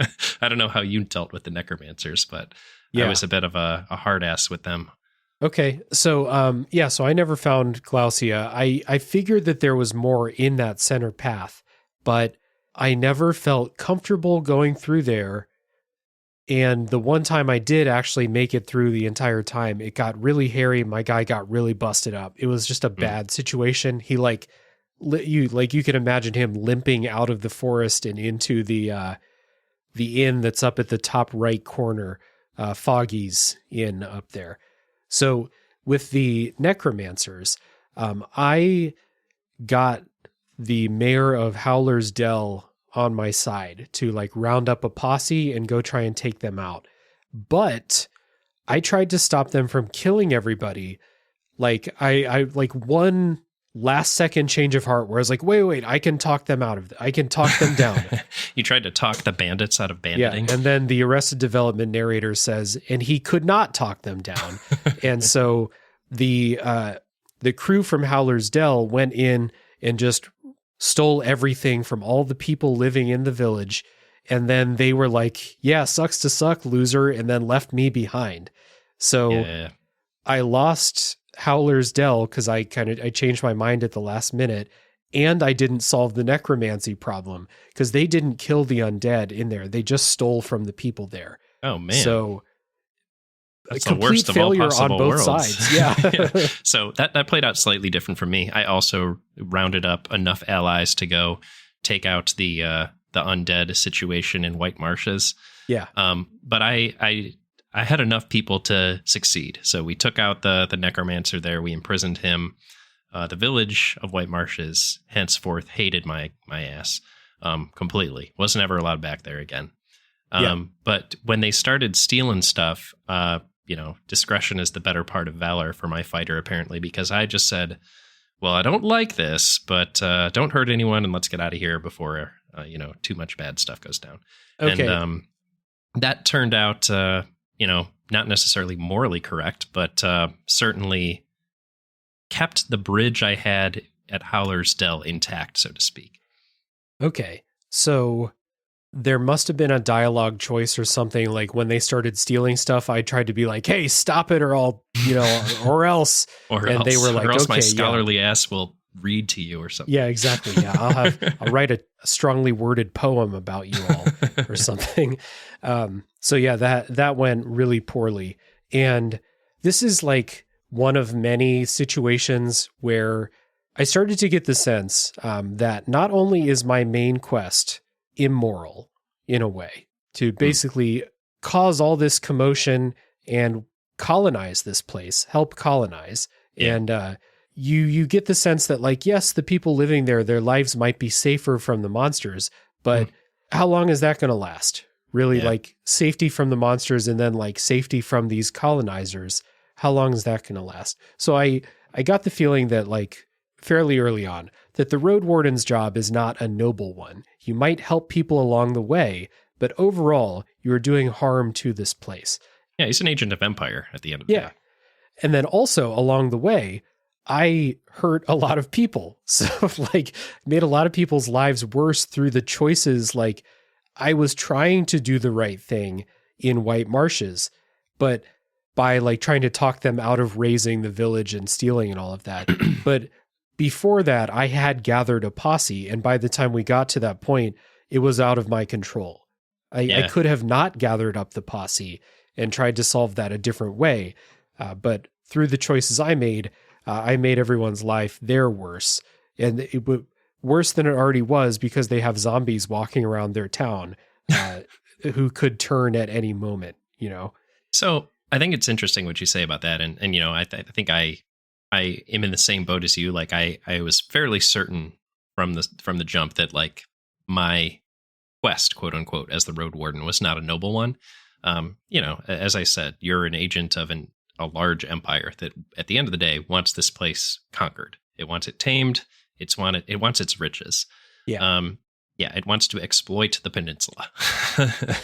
And, you know, you're going to have to just contend with that. There's really no playing this game that doesn't accomplish that. Like, however you return from the peninsula, you are giving the Empire information. There's no option, as far as I'm aware, to just not give the Empire the information that you get, unless you're settling there and just not returning, which I didn't get that option, and clearly you didn't either.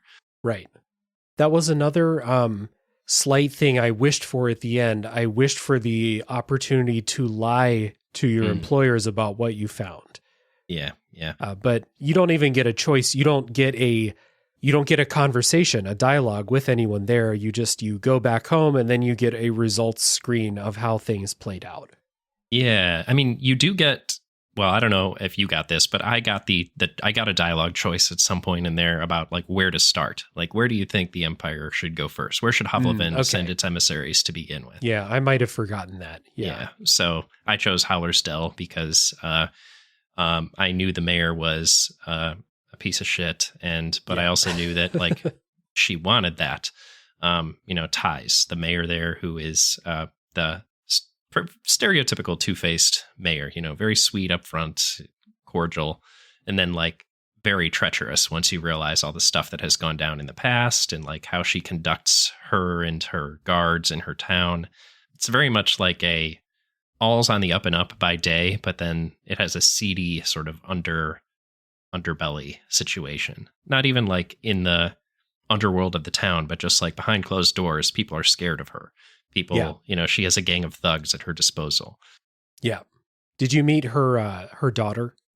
I did, yeah, over in the fishing village. And I decided to hide her existence from Ties, the mayor, and say, like, hey, I'm going to give you till fall to do what you got to do. And she became an ally of mine, and she came on with me on my expedition, actually, to go find Asterion, the old road. Oh, nice. Okay. I hid her presence from the mayor also, but she did not partner up with me, and it's maybe just because I never went back to talk with her. I felt like we had a kind of, it's like, because there's a landslide that's kind of separating her from the rest of civilization, but also protecting her from other people and possibly monsters out there. I cleared the landslide, so it's like I busted a hole in the side of her house and then, like, slowly backed my way out and was just like, okay, I won't tell anybody about you. So she was not my friend. And that was another situation where I left feeling like I had done the wrong thing for her, for exposing her to extra danger. Because I think she does say something to you about, like, well, that landslide was keeping the monsters out. Now I'm in, more danger here. So then I was like, okay, I won't tell your mom about you, which I don't know. Her mom thinks that she's dead. So am I doing a real good here by not helping this mother clearly find she her left daughter? for a reason, right? Like Right, those she two are left not for a on good reason. terms. I think that like the good ending in this situation, provided that the daughter, I think her name was like, it started with an A, it was like Aurelia or something like that. If she was a good person, and again, I didn't have like a full sketch of her character because I had a very brief interactions. She seemed solid. I think the good ending would have been for her to go back and usurp the village from her mom, the mayor. Oh. But I don't think that's an option. It wasn't one that I was able to get to. No, in the end of that particular story for me was that she did eventually go back to reunite with her mom, but shortly after she left to go live with the druids again. So yeah, didn't work out, I guess. Yep.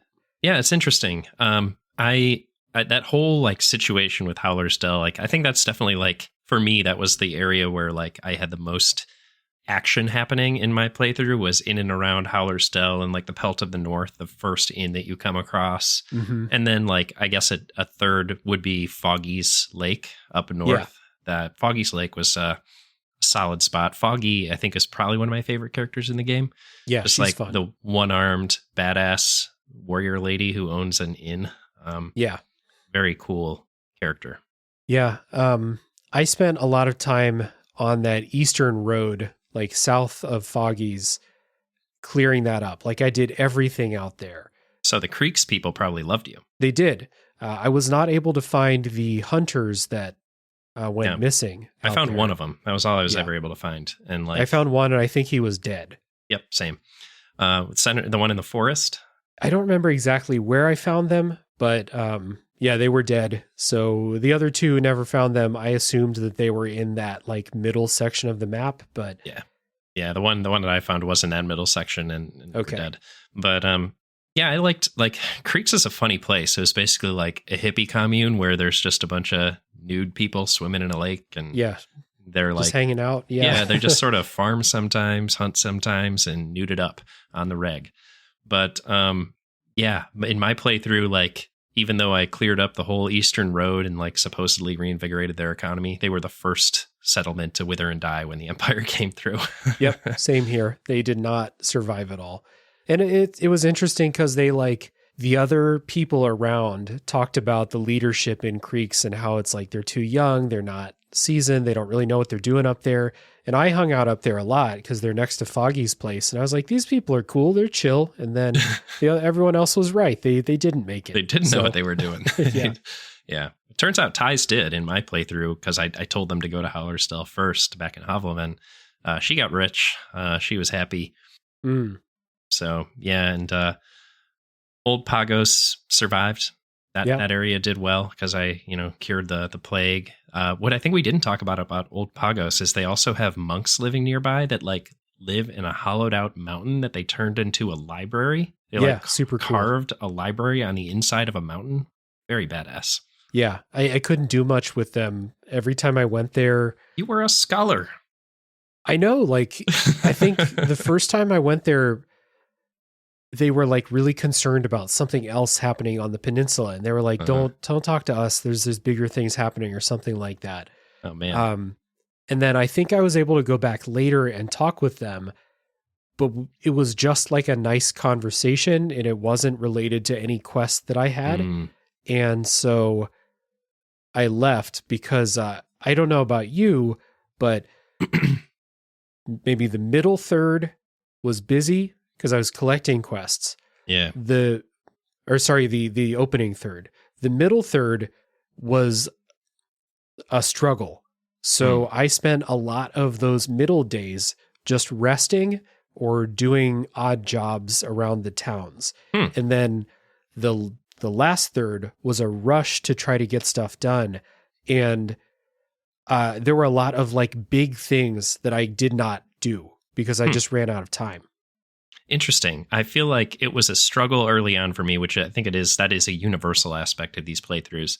Yeah. But then like at some point I got my feet under me enough by like, here's the thing that I did literally every day. And every time I passed the Pelt of the North was I threw axes with the guards, and that would just net me 3 bones every time because I could throw axes like nobody's business. Yeah, the warrior, the scholar couldn't do anything like that. So So it was nice to just always know I had a 3 gold a day coming my way as long as I passed the Pelt of the North. Yep.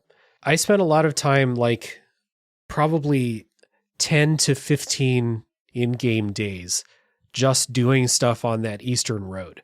Not even really, maybe there's like 2 quests that are involved with that, but just traveling up and down that road, start at Foggy's, go do stuff on the road, sleep at Pelt of the North, and the next day go back up the other way. And that took so much time. And then couple that with the several days that I just spent fishing up at that fishing village for just for money, because I needed money to pay Foggy for food, because Foggy had the best food deal on the peninsula. So it was a real rush at the end. And I think 2 of the intended late game storylines that you're supposed to make progress with, which is the tribe of the Green Mountain and then finding Asterion, I couldn't finish either of those. Okay. So I found the tribe of the Green Mountain, and I never really got much out of them. Like, for what it's worth, one of those leads to the other, right? Finding the tribe of the Green Mountain they're the last place that Asterion, by the way, Asterion's the former Roadwarden for the listener. Yeah. Although if you're in the spoiler section, you know that. Yeah. Asterion, the vampire from Baldur's Gate 3. Right. He was a Roadwarden once. But at any rate, yeah, so you get to the tribe of the Green Mountain. They eventually tell you that he went to High Island, which sounds like a dank place. Yes. And they're like, we don't go there anymore. It's all wild. It's crazy. Something happened there. I don't even know really why he went there. I never quite sussed that out. I think, I don't know. Maybe I just skimmed something too quickly or something. Laughing at the idea, this peninsula is wild. And then they're like, even we don't go to this place. You think this place is wild? We don't go to that place. Yeah, like the craziest, most wilderness mofos on the whole peninsula are like, oh yeah, High Island, don't even think about it. Yeah. But yeah, so you can go to High Island and follow in Asterion's footsteps eventually, because I didn't end up getting that information out of the Green Mountain people, I don't think. I think I got enough context clues from other people or did enough quests for them that they were like, oh yeah, he probably went to High Island. So eventually I went there. The one Aurelia lady had a boat because she lived in that fishing village. And then I recruited like 2 other people. Like one was the guard that went into the forest, and another was, I think, one of the hunters at the Pelt. And the 4 of us went to High Island. And this was honestly like, this was the climax of my playthrough, was like the journey to High Island. It was so cool. Like all of us were pretty badass. Like we had 2 hunters, the Roadwarden and the guard. And we were all like fairly martial. Oh no, one of the guys that I got wasn't a hunter. He was an assassin. So he was like a sneaky guy. Sick. So yeah, he was hanging out at like Foggy's or something like that. But yeah, we made it all the way through with barely a scratch, honestly. Like I was shocked. Like I had all of my bag of tricks. I used all of the stuff in my bag to get through all of the various problems that you come across on High Island. And then the people I had with me solved problems from there. Because the nice thing that High Island gauntlet does for you is every time you come across a new thing that could fuck you over, you get a chance to ask like, all right, Aurelia, what do we do now? All right, Tazo, the assassin, what do we do now? All right, Quentin, the guard, can you go hit him with your axe or something? And like usually one of them would have something helpful to say or do. And so I had the good like Ocean's 11 assault on High Island. And what did I get as a reward for that, you may ask? I found Asterion, dead as fuck, undead, chained to a wall. Oh no. So he literally knew he was going to die, so he chained himself to a wall in a cave. And he is the only other person in the game that is, or the only other person aside from the title card that is an animated person in a scene. Right. Yeah, I saw a screenshot of that earlier when I just Googled Roadwarden screenshot, and I saw an undead chained to a wall, but I didn't see that. I didn't think that was Asterion. I just figured like there's a couple of buildings on the peninsula that I could never get inside. So I figured maybe that was inside that guard tower on the Eastern Road that I could never unlock. Yeah, no, that was Asterion. So you find him. He has some stuff on him, like some valuable stuff. Like he has like a bottle of wine that you can sell once you identify to Foggy. who is apparently a wine connoisseur for like Okay. 20 gold or something like that. So there's some interesting stuff. And then, of course, you get all of his old gear from Tulia, who promised you to give you all of his stuff if you found him, found out what happened to him. So that was like a big windfall for me. Like, if you get back from High Island relatively unscathed, you're in for like 30-ish gold. Interesting. So, wow. Yeah, like all told, like you get his bow, which you can sell for like between probably like 8 to 10 from what I understand. You get the one potion or the one wine bottle, and then the potion, and then it's a windfall. We'll just leave it at that. Interesting. Yeah, so what happened with me was I found the tribe of the Green Mountain on day 38. And they wanted a gift in order to like talk to me, and they didn't want anything that I had. And I was like, well, it's day 38. So what am I going to do? Have a nice life, folks. I'm heading back. So I never found Asterion. Did you figure out why he went to High Island? No, I didn't. Like, so there's a couple things. Like, he had a bunch of gold on him because I think he was going to deliver gold from the owner of the Pelt of the North to Foggy because they were going to start a business together. Like, they were going to merge effectively. Like, one of them was going to buy a share in the other, and they were going to be like, all right, we're the North-South in alliance or something like that. And I think instead of doing that, he just like used that gold to fuck off, and he went to High Island for some reason. That's as far as I kind of got with his story. Like, I may have missed something or didn't read something fully, but one way or another, he had a bunch of gold on him and headed up to the most dangerous place in and around the peninsula. Yeah. And clearly it didn't end up well for him. He bit off more than he could chew. I don't know if he was like looking for one last big score before leaving or something, but unknown. I mean, I think it may be purposefully left ambiguous as to why he ended up doing what he did. At the end of the day, I think what they're trying to underline is like, this guy died for no reason at all. As so many people die in the peninsula or around the peninsula. Right. Both that, he died for no reason at all. And also that I really like, because this, what day did you find him roughly? Oh gosh, in the late 20s, early 30s, something like that. Okay, yeah. So it's pretty late in the game. So what I really like about this, and I held this back in the non-spoiler part, is the way that you get little bits of characterization for Asterion at all the places you go. And it's another way of it's a wild goose chase, right? Yeah, well, it's a wild goose chase, and you slowly piece together, along with your own actions, through hearing about what Asterion's done and how he's fucked over some of these various people that you don't have to be a good person to be a Roadwarden. It's not part of the job description. Yeah, we're not all Aragorns out here. Exactly. So Asterion, like, pretty clearly, like, you wanted to find him and find out what happened to him, but it wasn't out of this, like, here's this hero that's in trouble or anything like that. He's kind of a piece of shit from most of the interactions that you hear, or at the very least that he's not trustworthy. You can't trust this guy. Yeah, I think there's like there's a spectrum of reasons you might seek out Asterion, and they range from like, he was a comrade of mine in arms as a fellow Roadwarden. I need to find out what happened to him, to he might have some valuable stuff. Maybe I could find his corpse and loot it, to he's a criminal that needs to be brought to justice. And any of those are valid answers for why you might seek him out. And depending on what you find out from who, any of them could be valid. And I like how you do talk to people who, like, very clearly don't like him. They had negative experiences with him. But there are some people who are like, yeah, he rolled through here. It was fine. And then he left.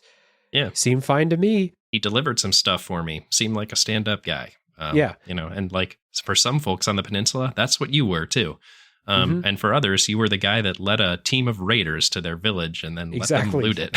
Yeah, as if their life with all the undead was not bad enough. Yeah. I got the feeling throughout my playthrough, like, my guess was that Asterion had just kind of abdicated the duty of the Roadwarden and had just decided to do his own thing on the peninsula. And it sounds like that's kind of true. Yeah.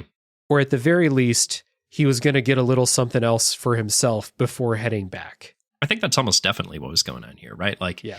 You have this job, which is to, like, quote unquote, do intel in a place. You know what this sounds to me like? Undercover cop. Yeah.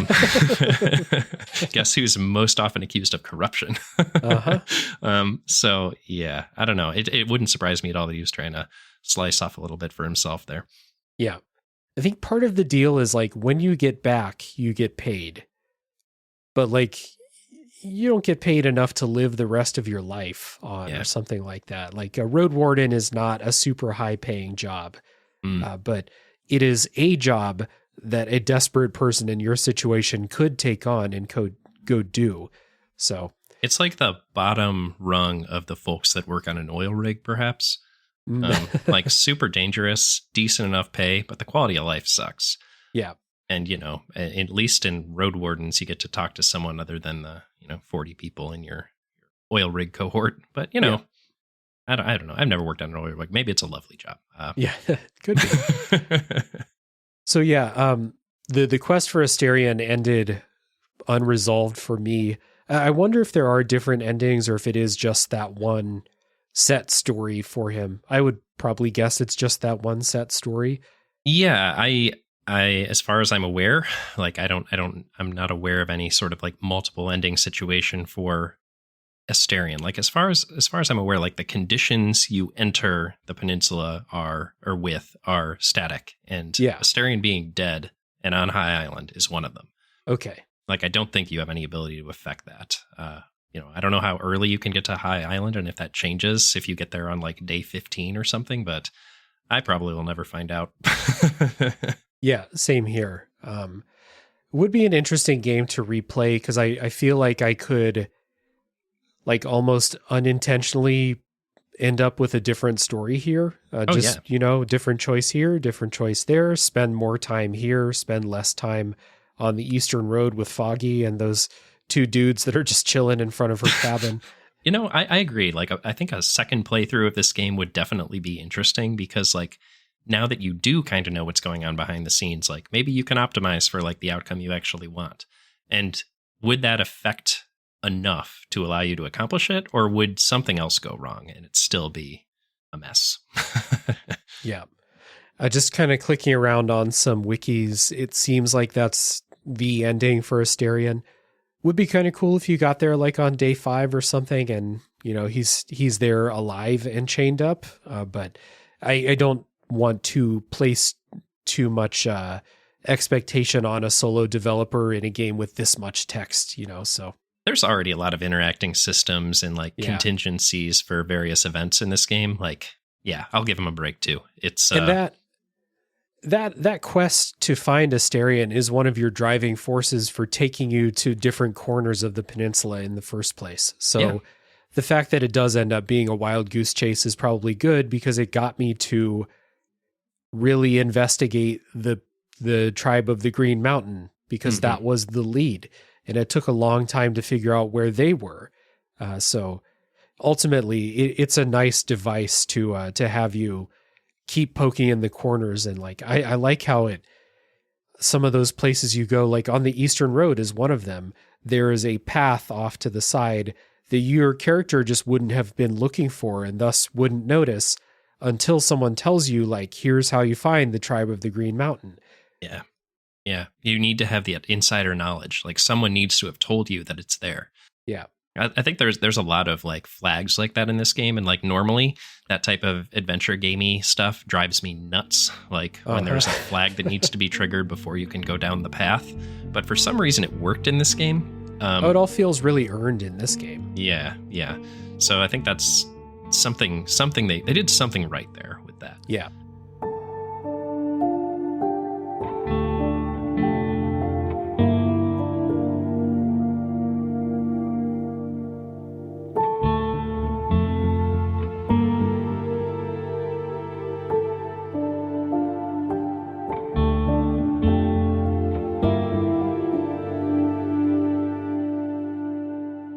So, other like results, I suppose, of what happened in my playthrough. I don't know if you wrote down like your detailed results for what happened in all the some places. Of them here, yeah. Okay, so the Pelt of the North people, they retired and the city took over the inn. So, whoops. And Tulia, your friend, stayed there to be a guard. So I always liked that inn. That felt like the most... sort of home, yeah. Actually, for me, Howlersdale was home because eventually they liked me enough that they gave me like a piece of parchment that let me stay at the inn and get my armor repaired for free. Nice. So that was cool. But yeah, I like the Pelt folk better. But they got rich because of the trade that started up at Howlersdale and eventually moved back to Havlevin and started a mercenary company in my game. Howlersdale in my game was friendly with the people from the city, but they did not partner with them. So I don't think the mayor got rich or anything like that. They just kind of coexisted. Okay. Yeah, for me, it was definitely like that was the first stop for Havlevin, and Ty's got a fat slice of that, so became very rich. Yep. White Marshes in my game, after the incident, we'll say, they destroyed all the roads leading to the village, which isolated themselves in the swamp. And the necromancy problem apparently got worse. Okay, so no necromancy problem, but they also isolated in my case, mostly because I took care of the necromancy problem. But apparently later on it became strange beasts, so they just got problems all over the place. Oh yeah, they'll figure out a new problem. Yeah, new problem for White Marsh. The White Marsh incident, by the way, sounds like some sort of conspiracy. Oh yeah. FBI involvement, yeah. Yes, for sure. Could be in Control or something. Foggy and her inn, so... I really cleaned up that eastern road, like perfectly. So trade flourished on that eastern road. Foggy got rich, finally built a wall around her inn, which was just like raw dogging it out in the wilderness that whole time. And then she died right after that. So she was able to build the wall and then she died. I didn't write down what happened to Foggy for me. I don't know why I don't have anything about Foggy here, but I'm going to assume that Foggy lived a long and happy life because that's what I would prefer. Yeah, we'll go with that. And the last one, I guess, notable is the tribe of the Green Mountain was left a secret and they were never discovered. Oh, yeah. So for me, they remained isolated for me, but they were there. They just weren't bothered. For me, another notable one was the folks at Creeks were the last generation of their village. Mm-hmm. So basically they were like, yeah, they were done. And Glaucia, who I met, the bandit leader, just said one morning she just disappeared. Mm-hmm. And apparently, I don't know if this was yours, but the final note on my Roadwarden was that like something caught up with them and they perished in the night, which I took to mean my character was assassinated. So like something came back for me from the peninsula, and I don't know who or what it was. Interesting. Who did you piss off the most? Probably someone from White Marshes.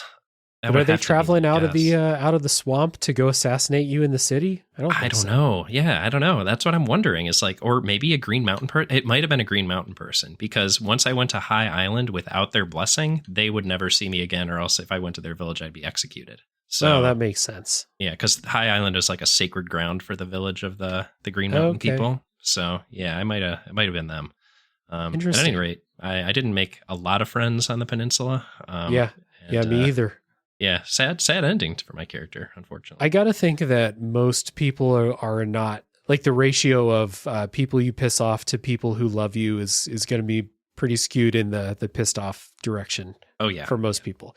My Roadwarden moved back to the city, but was dissatisfied with city life. So then they moved back to the peninsula to keep trying to help people there, but intervened in a robbery and got killed doing that.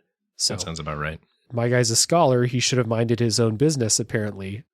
Yeah, so, you got a nosy scholar there, like nosy fighter. I mean, I guess I understand, but nosy scholar. You got to be nosy about books. That's about it. Yeah, you should just stay in the library. No one's robbing the library. Stay in your lane, scholar. That ending kind of like put a bow on this whole idea that this is not a story about a savior.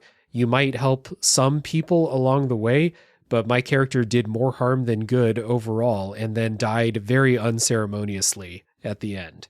Yeah, I mean, I kind of have to agree with all of those things. I think the funniest thing about this whole game and like the path of the Roadwarden into the peninsula is that it was inevitable. I don't know if you noticed this, but on the start screen, you can choose to say, but I hesitate to leave the city or something like that. Oh, yeah. And there's like 30 different like funny excuses for not going out on the road. Yeah, eventually it but thou musts you into leaving.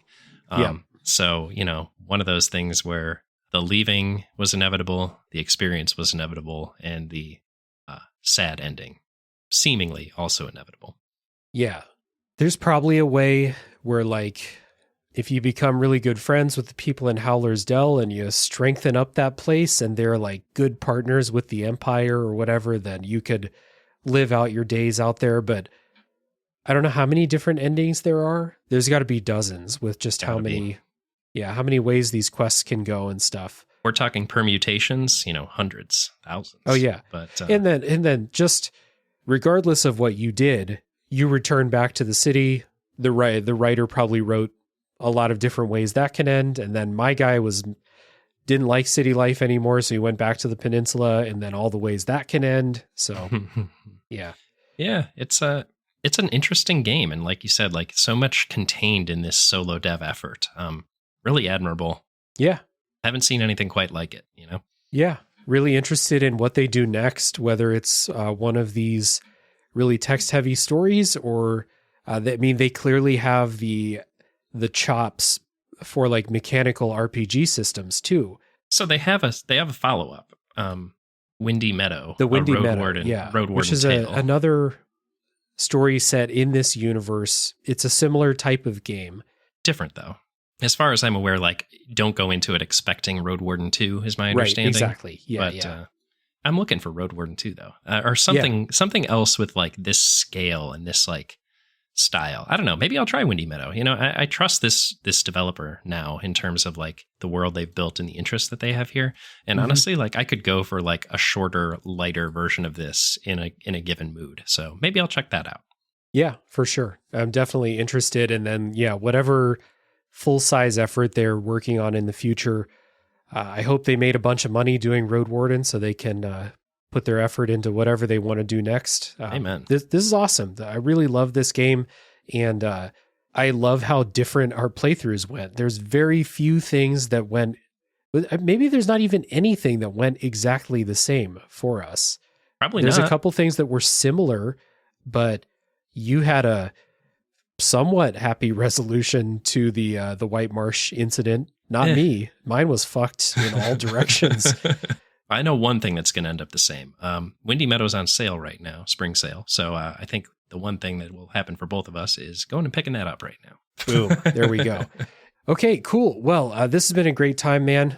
Really enjoyed the conversation, comparing our experiences, talking about the game and that non-spoiler part 2. So thank you so much for, again, taking over 2 hours to come on the show and talk with me. Happy to do it, Dave. And, always happy to come on the show and help whittle down that backlog. I'm really glad you spurred me on to play Roadwarden. And I had a great time playing it and talking with you. Yeah, always a pleasure. So we will we'll definitely figure out the next one that we're going to bring out of the backlog together. I might take you up on that, one of those Fallen London games, because I played a little bit of both of those and I loved what I played, and then I just got distracted. So that might be the excuse. But in any case, we'll have you back on here soon. And for everybody listening, please go down in the show notes and follow those links to check out Pixelated Playgrounds. It is worth your time. And thank you, as always, for listening. Tune in next week for the next game to come out of the backlog.